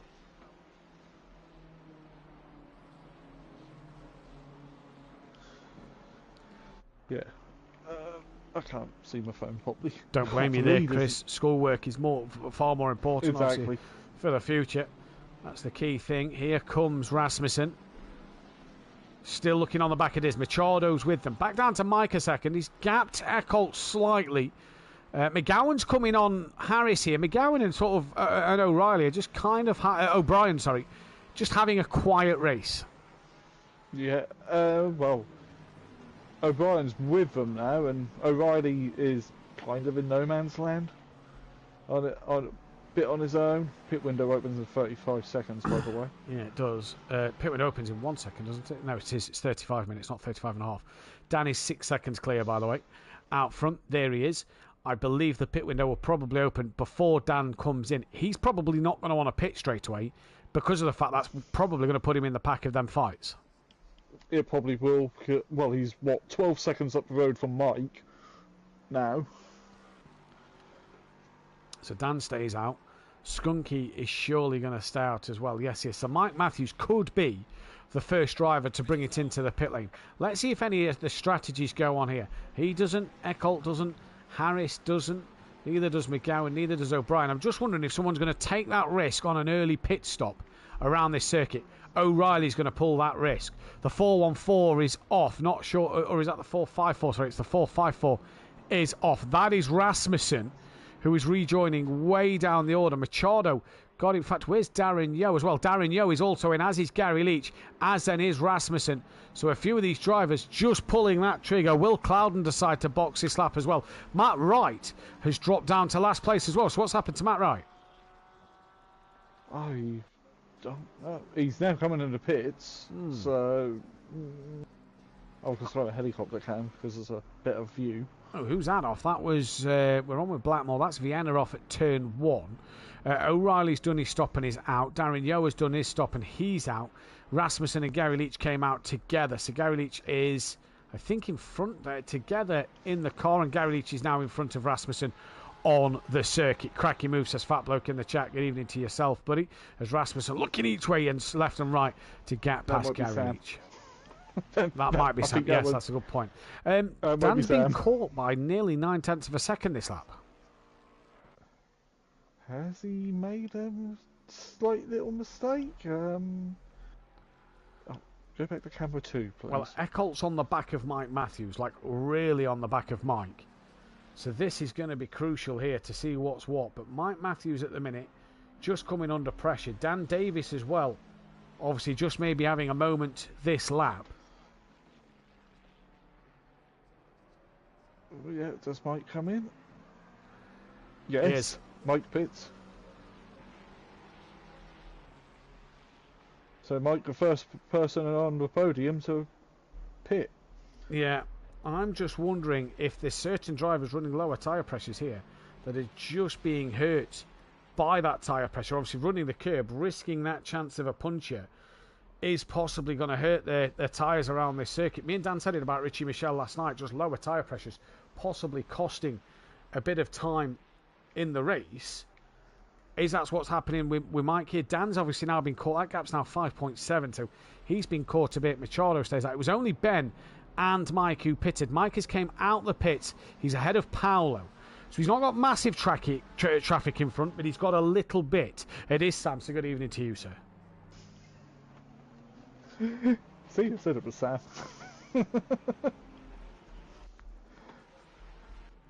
Harris with an 8/10 of Eckholt. McGowan still with them.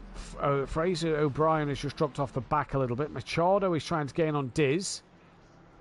Ben pitted and came out behind Gary Leach. In fact, behind Scissor Hands himself. And Clouden has pitted as well. And down 5.4 now, so Skunky gaining a little bit more. Now, I was watching Dan earlier in the day, and I have to say, he was very, very twitchy on his car just to try and nail a lap of this circuit and be consistent. It did look a little, at times, coming through certain corners, you know, like he was having to fight the car hard. Whether that's the case at the moment or not, we'll wait and see. But McGowan within half a second now of Harris. And Skunky has the gap down to 5.1 to Dan. Yep. So that gap coming down here. It is. McGowan's in the pits. He's pulled the trigger. O'Brien stays out. Ledger stays out. There's Diz. No. Macchiato. Nope, stays out. Alex. Yeah, man, no. I'm on a helicopter cam, so I've got no sort of noise. Blackmore stays out as well. So, cool. It's going to be close between Mike and McGowan. No, McGowan jumped him. McGowan's jumped him in the pits. We're just on board with Blackmore there, and McGowan has jumped Mike Matthews in the pit. So whether the traffic has cost Mike, but he's fell behind Ian McGowan now, who was behind that of Harris and that of Eccles. So what pit stop did Mike have? Did Mike add fuel to the pit stop? Or did he put a new set of tyres on to change? I don't know. I don't think he was too long, so I think he'd have been closer in the path of Darren Yeo and O'Reilly. But I think Mike's possibly added fuel there. Possibly. Again, we could find out, but we're not going to, because it takes away the suspense. There's no way of finding out now, is there? Because we're not going to be able to see. But at the minute, Dan Davis starts yet another lap time. Skunky's 5.2 with Eckholt now P3. Harris is in 4th. And them two a bit further back from the Skunky, so we're going to see what they do. Skunky was 5.2 behind Dan. He's now 5.5, so Dan's just picked up the pace a little bit. As there goes Eckholt, there goes Harris, there goes Fraser O'Brien, who comes into the pit lane. Yeah, Sam was saying about pressure loss in tyres. Yeah, that's what I'm saying. You know, if he wasn't the only one, he's saying as well. So that's what I mean. You know, that pressure, you hit the curbs wrong. Mike missed his pick box and had to reverse, said tech leader. So that's what's cost him in the pit lane. Yeah. It's what me and Dan said last night, though, Phil. Going back to Sam's issue there about pressure loss, and he wasn't alone. I said to Dan, you know, is Michelle maybe ran his pressures low and possibly picked up a loss of pressure in one tyre where he started to slide around a little bit? You know, is that the case tonight with Dan? He's obviously found a bit of pace somewhere. Gap's back up to 5.6. But with 28 minutes to go, unless you're changing tyres, that's not exactly what you want to be hearing, that you've got a loss of pressure. No. Oh, no way. Or a sudden rain shower. There is no rain due. I know. We live in hope, though, don't we? Watching the fight between Diz and Machado at the moment. 0.2 of a second is the gap. Machado right on the back of Diz. Similar cars. Quite similar liveries. Bit more black on Machado's car, though. And it's a blue on Diz's? Yeah. 5.9 the gap now. Skunky to Dan. And are we going to see any of the top drivers box this lap? There is 3 minutes left, so they'll probably get another lap. I think Dan's in. Yes, he is. The dot goes darker grey. And into pits he comes. I thought he'd slow down quite a bit. That's going to release Skunky into the lead of this race then.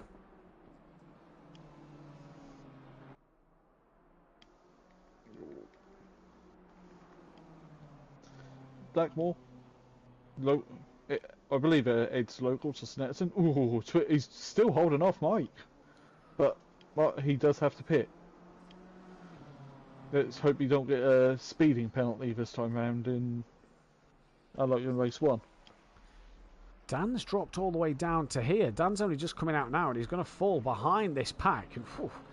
Nearly got a bit of contact from Diz and Machado there. So Dan's fell right into this battle of Machado and Diz. And that is traffic that Dan wouldn't want to have fell in. No. But then Skunky would be in it as well when Skunky pits.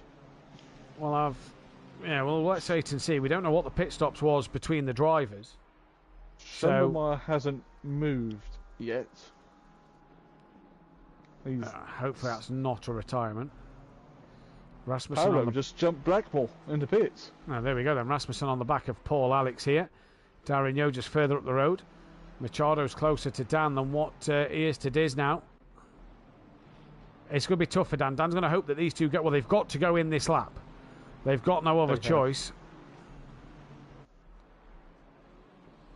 Paolo's and Blackpool come it out between Clouden and Ben. So and they're right in the thick of it. They split M2 will drop down to them in a moment. Dan is right on the back of Machado, who really got close to Diz. In fact, going up the inside. He's cut the corner. They've come together, and that's going to allow Dan through. Day $8 short from Machado there. Little silly. Dan's at Paolo fighting there. You say, look, they've split Clouden. One either side. So Skunky, the question's going to be is how much time has Dan lost compared to Skunky? Skunky's already gone green. So we're on board with Dan. Is Skunky going to be off the limiter? He is now. So he's off the limiter now. Dan. Here comes Dan Davis. There is Skunky. Skunky's jumped him. So did Skunky have the quicker pit stop? Did Dan have a longer one? Or was it the traffic that's held him? We don't know. But the battle was on. The battle is on. Skunky, remember, did Dan at Laguna Seca. And now Skunky's got to do it again. Can he now fend off from Dan, who started to struggle at the end of this race? Harris has got up into P3. He's jumped... Michael Harris and McGowan and Mike have jumped Eckholt in the pits. So has Eckholt put fuel So in? has Fraser O'Brien. So O'Reilly's closer to the back of him. So Eckholt's dropped down the order. Harris now up to third.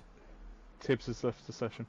Tibbs has left the session then, so that will be a retirement for Sky Schundelmeyer in this second race.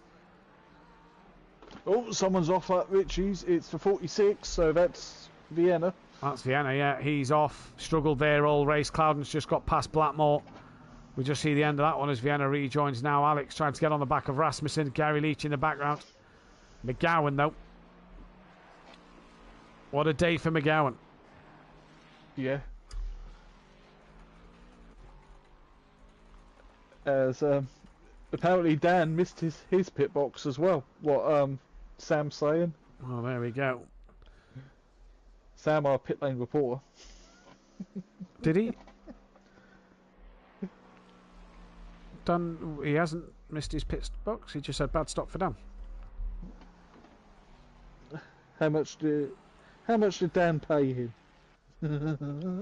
Pay who? So Dan, we're not sure if Dan's missed his pit box then. But one thing we know is McGowan trying to get on the back of Harris for a podium. Mike Mathew. You what, sorry? Phone screen very small. I have no choice. Mike Matthews trying to get on the back of McGowan and Harris here. As they come through. Mike would love a double podium. I'm sure he'd take a P5 in this race nonetheless. But Dan 2 seconds behind Skunky. He's got to make that up in this race. I'm sure Dan would take a second place after what happened in the first one. Yeah, I think last week was his drop score, wasn't it? So far for I think so, yeah. So, can't get any worse than that. Tell you what though, can Harris hold off for Ferrari or McGowan? Going to be difficult, going to be tough to see. Mike's going to really want to try and gain onto the back of these two and make their own moves. Darren Yeo is gaining now on Diz. Diz, obviously, did he repair that damage that Machado may have gave him after contact at the Brundle-Nelson chicane? They've got Rasmussen and Alex coming after them. But like you say, McGowan, he's a man putting Diz under some pressure at the moment. Harris. Yeah. Mike's 2.6 off, so... No. O'Reilly, though, quiet night in P8. Considering how bad his race 1 was. Yeah, very much a quiet night in P8 for O'Reilly. But he's, like you say, better than race 1. I suppose that's the bonus there. So Mike nowhere near behind these two yet. 2.3 is that gap. It's exactly the same gap between Mike and McGowan as it is between Mike and O'Brien. And Dan's 2.5 behind Skunky now, so he's just lost out a little bit more. Yeah. field is starting to spread out, apart from the battle for the final podium spot. And Rasmussen is about a second behind Go, who's right on the back of Diz. So this is the closest battle for B10. Yeah, indeed it is. It's going to be an interesting one to see. We saw in race 2 last night, the field started to spread out. The 20-minute race around here really kept the pack tight. If you do like what you see here, hit that subscribe button, the bell to be notified when we go live, and the thumbs up button as well. We are back live next Tuesday for the week 5 of the GT4s. Obviously, we missed that week of Kyalami. Dan Davis will be bringing you the action there from Catalonia.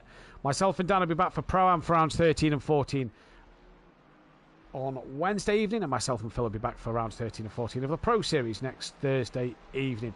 If you want to follow us on social media, check out the Facebook page, Instagram, and the TikTok pages. Just search for SimPlay Motorsport to give us a follow there if you want to keep up with all the tables, milestones, and everything else. As well as if you want to get involved here at SimPlay Motorsport, do join us on Discord and SimGrid for all information, whether it's as a driver or as a steward, commentator, whatever it may be. Don't forget to put your name down and get yourself involved. Endurance race coming up a week on Saturday at Bathurst. The Bathurst 4 hours will be happening on Saturday, 1 p.m. at 2 p.m. will be the live action from that, provided there's enough cars on the track. If not, then keep your eyes out on the SimPlay Motorsport social media. We'll try and get a few live action pictures of drivers' streams across via that, so you can press the links and watch them there. And as well, if you want to become a Patreon, £3 a month, make sure you get yourself involved. Obviously, you get some fantastic perks. You get to pick a circuit for the next season. You get to reserve a car number. You get to reserve pretty much a spot if you were to sign up for next season as well. So some decent perks. And if you are already in the Discord, put in the suggestion part of the Discord what you think we should look into doing for next season. Any changes you'd like to see happen. But the way this race runs at the moment, it is Skunky who leads. Dan Davies fastest lap, but in second place, 2.4 behind. Michael Harris is P3 with Ian McGowan 7 tenths off the back of him. Mike's closing on the pair with him in P5. O'Brien is P6. Good debut for him. Michael Echo, poor pit stop down in 7th place. O'Reilly is 8th with Patrick Ledger down in 9th. Diz is 10th with Rasmussen now ahead of Daz. That is for 12th and 11th. Paul Alex is 13th with Gary Leach in 14th. Machado P15 with Ben in 16th. Edward Blackmore 17th. Paolo 18th. Pedro Vienna 19th. Matt Wright 20th. Jamal Clouden 21st. And we have lost Sky Schundelmeyer from this race. But it's all just quietening down a little bit, Phil. It is, yeah. It's the final 20 minutes. The closest battle is P3. Because Mike's there. He's going to be within range within a couple of laps, I reckon. And also for P11. Rasmussen's got in front of Daz. Yep. So did just say that as he's coming down the back straight. Gary wide in the background.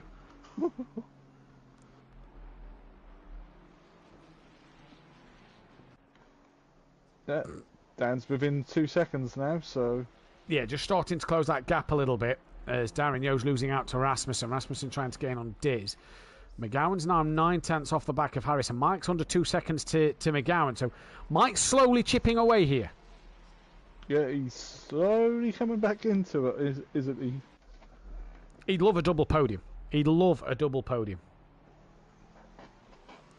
Would Mike in this race. Skunky P1 at the moment. From Dan, 1.8 now, so Dan's chipped another 10th away.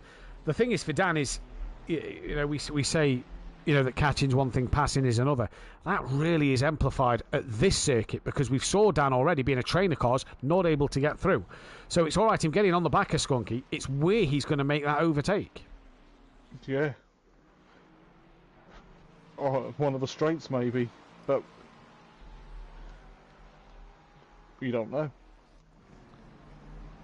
So McGowan within 9 tenths. Let's stop back down to Rasmussen, who's on the back of Diz. Dad's going to try and stick with Rasmussen and hopefully just try and get onto the back of Diz as well. Gaps 1.6 between Dan and Harris. Dan and Skunky, sorry.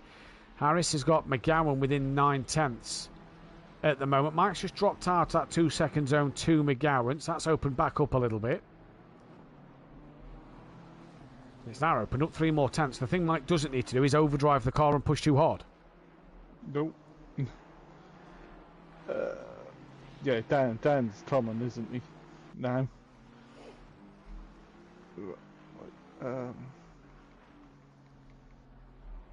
No, it's not Tony. I'll be back Patreon after January again. Well, maybe not. Don't know. Depends how Bathurst goes for me. Depends if I smash everything up because I can't drive the cars anymore. So Rasmussen is on the back of Diz, then coming through to Coram now. And tries to turn underneath him, but can't do so there. Rasmussen going well at the moment, getting on the back of Diz at the moment, just really starting to get in that slipstream of Diz now. Dan's under 1.5 to Skunky. Rasmussen followed Diz earlier on, he's now trying to follow Diz again. He's got to hopefully try and make the move. McGowan 8/10 off the back of Harris as well, and Diz at the moment being able to do what he needs to do so far. Yeah, oh, he was a little bit wider than Wilson though. Rasmussen put his nose there, but no room. I'll just jump to helicopter cam so you see the closing speed a bit better. Nope, not in Agostini. But Daz is so much better on the brakes behind him. Daz just looks like he's got more confidence on the brakes, and that seems to be clear at the moment as they come through in towards Hamilton now. Tyre wall on the track, Diz just on the grass a little bit. That's going to hurt. Compromise his run into Oggies. Rasmussen looks to the outside, then tucks it back in and looks for the up and under, but can't get it. Diz now just started to extend them limits and just touch the bits of grass around this circuit. Mike's now 2.7 behind McGowan. McGowan's back within half a second of Harris, but here comes Rasmussen on Diz. Pulls out now. Is he going to get alongside? I think he has got alongside. Diz, though, has gone around the outside of Darren Yeo at this corner, and Rasmussen this time goes up the inside of Diz at this corner. Lovely move. Great job. Great pass. Now let's see how quickly he can pull away and catch Mike, but it's not enough time, I don't think. That's quite a gap now. Not Mike. Ledger. Ledger's the car in front. And Ledger's now crossed the line, our race 1 winner. Yeah, good race 1 winner as well. So good move from Rasmussen there. Rasmussen, like I say, he's got to head after that race 1 winner. What about Harris and McGowan then at the moment? Looking good so far. Skunky's had yet another good day here, another good haul of points. Ninth place in race 1, leading the race here, and he looks pretty comfortable at the moment. Gap's gone back up to 1.7. Yeah, let's see. Any other battles on the track? Well, Alex is now with Daz and Diz, so it is bubbling for the midfield. Yeah, and Daz here will be looking to get inside that top 11 at the moment if he can get past Diz. And it's only really this battle then, and the battle between McGowan and Harris. That's 0.3 of a second is that fight. So Harris keeping the pressure on here. McGowan's absorbing it quite well, isn't he? The pressure. Yeah, he's doing well at the minute. He's doing well at the minute. Is Harris. To say that he's been struggling with this Lexus this season, it's nice to see him back to what is his best, like he used to be in the BMW. Yeah, well, with Beasley not about at the moment, because whatever happened when Xbox went down or something like that, that's affected him. Excuse me, had a hiccup again. Let's see, does McGowan have a look into Wilson? No, I don't think he's close enough yet to mount a proper challenge at the moment. So we're going to just drop that down to Diz and Daz. Paul Alex is now looking on the back of Darren Yeo. Side by side, they're going to come down into Richie's. Alex going to try and look around the outside of Darren. And through he goes. Darren's going to try and keep it there, though, for the Wilson hairpin. Great bit of racing from these two. Can Darren send it back up the inside at the hairpin of Wilson? He looks up the inside. Oh, did he just run a little deep there, Daz? He just clipped the front of Alex. I think a day late $8 short from Daz. Alex with a flash of the lights there. Yeah, I think Daz just missed his braking zone a little bit and just clipped into the side of Alex. Yeah, I was still watching the Harris and McGowan battle at that time, so I completely missed that. until I jumped over and saw Alex flashing his lights. Which was probably only one button press, so it just flashed about 20 million times. Mike's gaining on the back of McGowan now a little bit. He's starting to come more into this picture. We're down to 11.5 minutes. Very quiet out there so far in this evening. Alex still going to try and look for a way past Darren. This is going to hurt Darren, gaining on Diz at the moment, having to defend from Alex. Yeah, Diz is pulling away at the moment. If you look at the gap, it's now about 2.5 seconds as they come up to a sector which is just before the bridge. Back down to 1.7, so Daz gained a lot of time through the middle sector over Diz. It was about 2.3, so Daz has got the pace there to get up to the back half and past Diz. But he's got to worry about Alex Powell in that rear view mirror. Dan's got the gap back down to 1.5 seconds. There is Skunky, who just has a twitch through Palmer's a little bit. So Dan's coming back on Skunky here. Mike's 3 seconds off the back. Yeah, so he's fell further back, hasn't he? That's dropped him down a little bit more. Dan's within a second now. So good first sector from Dan's brought him half a second. Yeah, as I'm trying to re-chat. I really need more screen. Mike's gone off. Agostini. So Mike's off, and he's in the wall. Oh, he's huge in the wall. Just as I've posted the poll for driver of the day and put him on it, Fraser O'Brien's through, Michael Eckholt's through, O'Reilly is through, Patrick Ledge is coming, but Mike is hugely off out the wall. That has to be all on his own because no one was near him in the background. No one was near him. No. That's a long way off there as well. That's a big bit of grass to run off onto to get into the wall there. So something has drastically gone wrong. Yeah, but he's still going to get that. So I think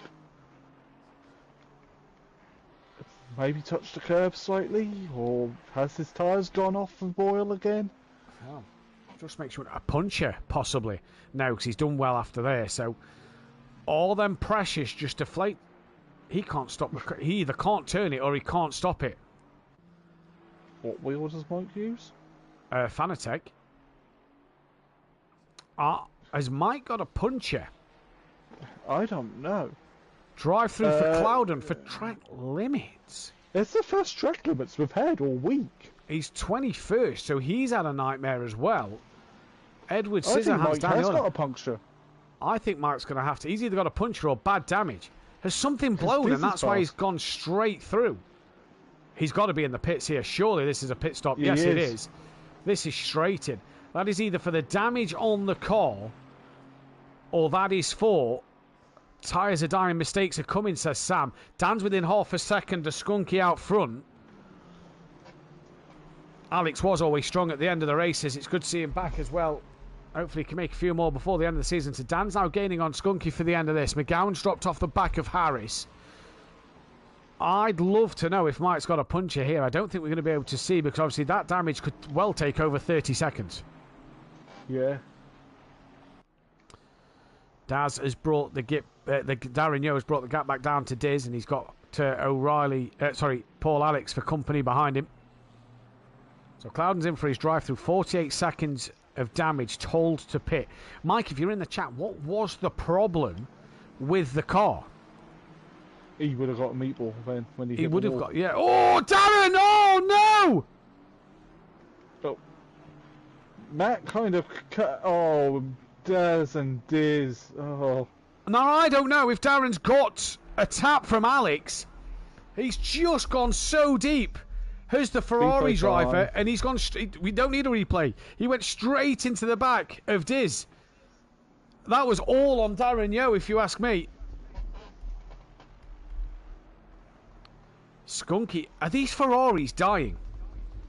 I don't know. It looked like it. In a 20-minute race, they're fine. Richard Beasley in the chat. I can't get my Gamertag Xbox account back. That only was to set a new account up, order all the DACs again, and pay for another year of Xbox Live. To top it off, I have to start the game again with no ratings. So we'd love to hope that Richard Beasley would be back. And what a shame, Richard. You're going to have to obviously just redo that sign-up sheet with your new information, and we'll try and get that sorted out and get you back on the grid, Richard. But that is such a shame to hear. that Xbox haven't been able to solve that problem for you. But Skunky's being caught here. Diz will be sore by that. I think Diz will be more than sore. Darren Yo there, that was... Yeah, that looks a little late on the... He's then outbraked himself into the back of Diz. Skunky's being caught by Dan. Mike's been in the wall. Rasmussen's within 3/10 of Ledger. And now Rasmussen's gone so deep at Agostini. Oh, He's now in the wall at Agostini. Something is happening to these Ferraris. yeah, yeah, I just saw the replay of what happened. Did Alex hit the back of Dan? Daz? Oh, No. no. Exactly. Daz straight into the back of Diz. Other Ferrari's dying, though. Well, now are they dying? Or is this just their tyres? Yeah. Especially if they didn't change them. If they didn't change them in the stop. Well, I wouldn't have thought that Snetterton would have been the track where we'd be talking about tyre changes and tyre issues. My problem is it the fact that the pressures are low, that maybe because the curbs are aggressive around here, have the curbs caused them to lose pressure? It would do, once it, because you clatter the curb enough, you're going to start knocking the wind out of the tyres, aren't you? Mike, by the way, is 21st. Gone from 5th to 21st with that pit stop. Skunky's pulled out the gap again. Rasmussen's gaining now on the back of Alex. Ledger's gone up to 7th. Has O'Reilly had a mistake somewhere? I didn't see O'Reilly around Ledger. Ledger's, I think, moved up to 7th place. Yeah, this is interesting then for me. Alex up to 9th. I'm interested to see what these problems are with the tyres. I don't know what the problem is here. No.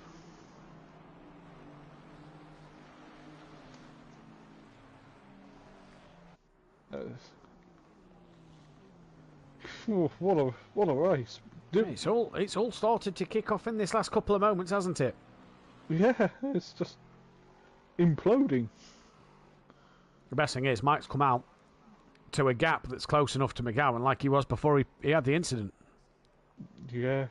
Sky retired Chris a long time ago.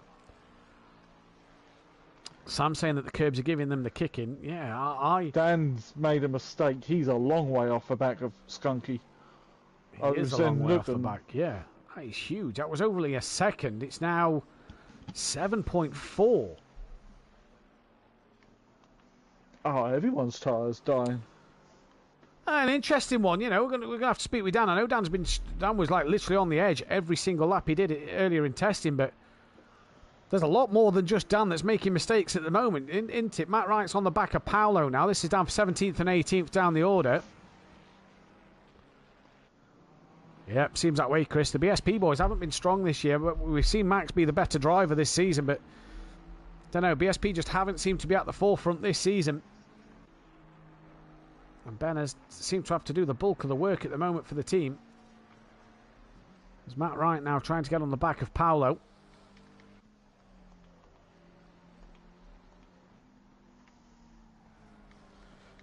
Yep, 7.9, but yeah, must have been a mistake by Dan somewhere. I tell you what, though, I think Harris is a contender driver of the day. He's held off McGowan since the pit stops. Yes, indeed. We're still watching this fight of Paolo and Matt Wright for 17th and 18th. Rasmussen's on the back of Alex. Gary's up to 11th now due to mistakes from other drivers. Darren Yo is back on the rear of Diz. That's half a second. You got Ben in the background up to 15th. Danny's now 6.4. Yeah, he's had a quiet night all night, to be fair. Yeah. It's just not been his track this week, has it, for Ben? No, not at all. Not at all. Going to be interesting, I think, to see what will happen around here. As we come then into the latter stages of this race. Where is the race leader? He's just gone through Wilson. So I believe there may be one lap left after this. McGowan's back within 3/10 of Harris all of a sudden. having a look into. He did have a look this time in the Wilson. He did just have a slight look. Doesn't make anything there though. Matt Wright on Paolo. That's pretty close. Coming down in towards Brundle and Nelson. Thank you very much, Sam. Appreciate the words there. The tyre wear here isn't massive. Riding the curbs is another issue, however. Hitting them early can cause issues and slow punches. I think that's, Phil, what Paul Williams has just said, is exactly what we've possibly seen here tonight. Yeah. Pushing the limits of the track too far. And me and Dan said it about Richie Michelle last night, and I think it's what we've seen here tonight. I don't get why Mike would be that far off at Agostini. Then Rasmussen went off at the same place. It just makes no sense to me why they were so far off there. Harris was quite wide through Oggies and Williams. McGowan had another look, but couldn't get the job done. It should be the last lap as when Skunky crosses the line.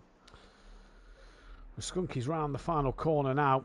Not got time to slow down. Dan's only 5.9 behind. There's 30 seconds left in this race. We are going to start the last lap. McGowan's going to get one more chance to get past. Rasmussen will get one more chance to get past. Darren Yeo's going to have one more chance on Diz. He's gone deep again. Orgis and nearly runs into the back of him again. So Darren Yeo nearly making the same mistake here. And Matt Wright as well. He's on the back of Paolo. He'll have the rest of this lap and one more.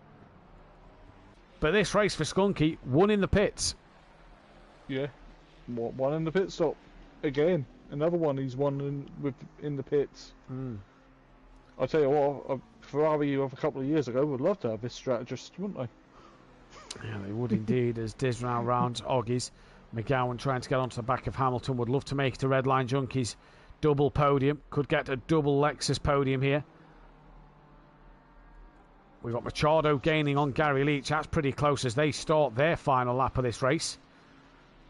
We've still got Wright with Paolo. They're not yet starting their final lap. And Daz has dropped off the back of Diz. In fact, that's back to within 4/10 actually. I say that. So Daz starts his final lap. He's got one more chance to get past Diz. But the race leader is coming into the bomb hole. And for Skunky, well, what a day it's been. A 9th place, after disappointment at Monza. It's jubilation here, a 9th place. And then a race win. Well, that's exactly where you'd want to be, isn't it? That is exactly the type of positioning you'd want on this circuit. As Skunky then rounds the final corner, comes towards the start line. Skunky is going to take his third race win of the season, and takes the checkered flag. What a race win by Skunky. Dan Davis is going to come home for 2nd place. Not a bad job in the end from him, just lost it in the pits. Harris is going to hang on in there for that final podium spot. Great drive from Michael Harris.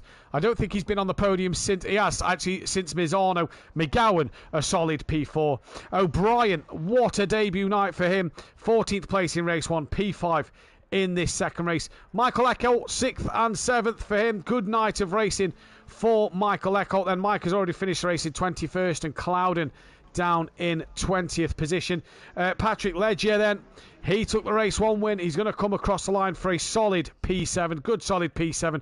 O'Reilly, not the night he'd have wanted, in P8. Paul Alex down in P9 before Julius Rasmussen in P10.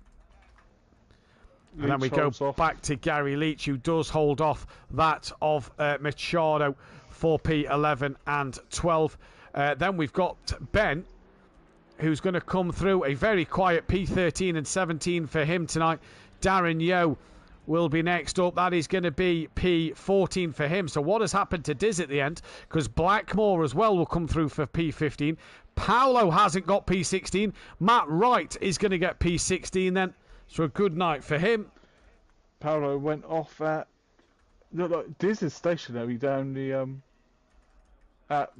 on the road, the escape road up the end of Bentley Straight. Yeah, so Diz out of fuel. He's down in 19th place. Paolo's crossed the line for 17th. Pedro Viana has crossed the line for 18th place. So I'm just wondering if Diz has ran out of fuel. He is stationary. We will, though, jump in the Discord call for the interviews while we await for Diz's either resumption or the race to end. Back in just a moment.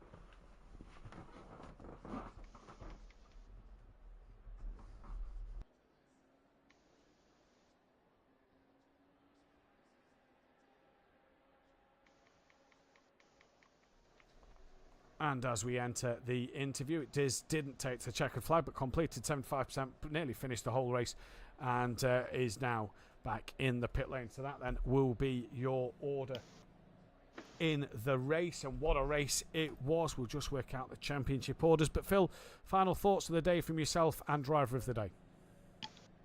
Well, it was interesting at Snetterton. Tyres, who would have thought? Again. My driver of the day, well, who do I pick? I think I'm going to go with Harris, because if Mike didn't do what he did at Agostini, it would have been Mike, easily. Because 2/3 would have been beautiful. So yeah, my driver of the day will be Harris. So there you go then, driver of the day, Harris for PN, for Phil Raiden there. Then we are just waiting drivers to join us in the commentary box. And I believe we have a couple of drivers who's joined us now. We are going to start off, first of all, with that of Harris. Michael, obviously, been a bit of an up and down season for yourself. New car, loss of teammate at the moment due to Xbox problems, but finally a good result in the end.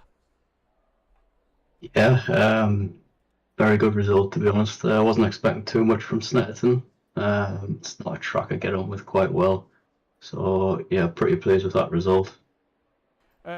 Car looked pretty good tonight, though. Obviously, you was kept honest by Mike Matthews at the start, and Ian McGowan and Michael Eckholt throughout that second race. It didn't come easy for yourself. No. So I decided to take full tank of fuel. Just kind of string it out, see where we could end up. Luckily, I don't know if there was incidents ahead with Eckholt, but I know Mike had a bit of enough just up ahead. So I just kind of capitalised on that and basically got what I needed to get, and that was a podium. So yeah, like you say, not expecting it from Snetterton. We head to Barcelona next week. Obviously the hot stint circuit. What can you do around there? Good long straight for the Lexus to use its power. Yeah, pretty good for the power down the main straight. There's just one corner I'm not looking forward to, and that's the final chicane. That's just due to my view in the car. The A pillar hides the full thing, so it's just going to be a bit of a guesstimate as to where to turn in. Well, Michael, you've got the vote from Phil for driver of the day in the commentary box, so congratulations on that one, and we'll see you next time out. Thank you very much. See you then. Michael Harris here then on the podium, and we can speak with Dan Davis now, our other driver in the podium as well. Dan, race one, not the race you'd have wanted, but a better race two. Just talk us through that. Yeah, not the result of race two I wanted either. Poor strategy call. Big up Harris. I know he's been struggling with that Lexus, and I kind of gave him some assistance this week, and he gave me a bit of scare in qualifying because I thought he was going to out-qualify me for a second in the Lexus. A night where I should have capitalised a lot more, but yeah, race one, silly error with Diz, which was completely my fault, and then race two, just bad strategy call, and yeah, Skunky got me again. I need to stop making these bad calls because at the minute that's what's losing me this title. Well, you say it's losing you this title at the minute. You have extended your gap. Obviously, all results are provisional. You had the pace, though, beginning that second race, didn't you, to pull away from Skunky? Exactly what you did. Just talk us through what happened, though, because we've seen you make one or two mistakes where he caught you a little bit before the pit stops, and then you dropped off him at the end. What happened exactly out there? So I didn't run full fuel. I ran lighter at the start. I knew if I was on pole position, if I was out in front on my own, I could pull away, which I did, and I was estimating the gap that I needed. I needed about 9 seconds in the pits, and the gap is usually 3.2. So I needed to make 5 to 6 seconds on Skunky. So I literally put my head down and got the numbers down as much as I possibly could, setting fastest laps after fastest laps. And then got caught out in the strategy where I should have gone an extra lap longer, so I didn't get caught up in the BMW fight, which overly just ends up ruining my chance of winning that race. But nothing that BM's done wrong, nothing Skunky done wrong. It was just my poor strategy call, and then just trying too hard at the end. Once again, just trying something that I should never have tried in the first place. P2 nonetheless, we head to the hot stint setting of Catalonia next week. Obviously, we know a lot of the weather around Spain at the moment isn't great, so we're unsure on what the forecast could possibly be. It looks like the server's been set to a nice day, but obviously with this unknown weather and all the floods that Spain seem to be having, it's going to be a week of really sort of keeping one eye on what the weather is doing over there. We know that the MotoGP in the real world has moved from Valencia to Barcelona. These next 2 weeks could provide tricky conditions in terms of not just, Catalonia being a circuit that tyres get worn heavily at, but also that weather, keeping an eye on it. Is that a thought going into your mind next week? I mean, regarding the weather, I just run whatever's put in front of me. If it's wet, then we just change the setup to be wet. And I like the wet conditions anyway. Never driven this car in the wet, so it could be interesting to see what it can do in the wet. But it's a track that we all know relatively well. Everyone's done the hot stints on them. Without the bop, this car is slow around Barcelona. With the bop, it's competitive. So who knows? I mean, anything can happen. And with the way the pack is, and literally the slightest mistake, which you saw tonight, changes the result instantly. But nonetheless, congratulations to Skunky. I could not make him crack once again. Instead, I cracked. And we head to Barcelona and just keep O'Reilly behind because I believe he's still our closest rival. So, yeah. And also shame on Mike tonight. He had a good race 1 and then race 2 was looking good and he just made an error, which too many errors. He needs to try and dial that out as best he can. But that's racing. That's racing. So we'll see you all in Barcelona in a week's time. Yeah, indeed. Thank you, Dan. The driver of the day in the audience goes the way of Skunky. I'm going to give mine to Patrick Ledger. I thought he did really well in race 1 and a good race 2 to back that up as well. Obviously, Phil went the way of Harris. But that's it for Snetterton. We head now back into the European country of Spain for Catalonia, a double header there of Catalonia and then Valencia. What races they are going to be. We saw some cracking driving at Valencia at the end of last season. Before we head then back across towards Asia and America for Kota and Suzuka, and then heading back over to the British Isles for that of Donington Park and Alton Park to end the season. But as always, hit that thumbs up button and the bell to be notified when we go live. Please as well hit that subscribe button. We're aiming to get to as close to 1,000 subscribers as possible this year. What a chance to do that this season. Next week, it'll be Dan Davis back in the commentary box on Tuesday night for that of the GT4s at Catalonia. Myself and Dan will be back on Wednesday night for the Pro-Ams, and myself and Phil will be back in the box for the pros. What a night's worth of racing it has been. What a night Snetterton has provided. We'll catch you next time. Goodbye. Bye.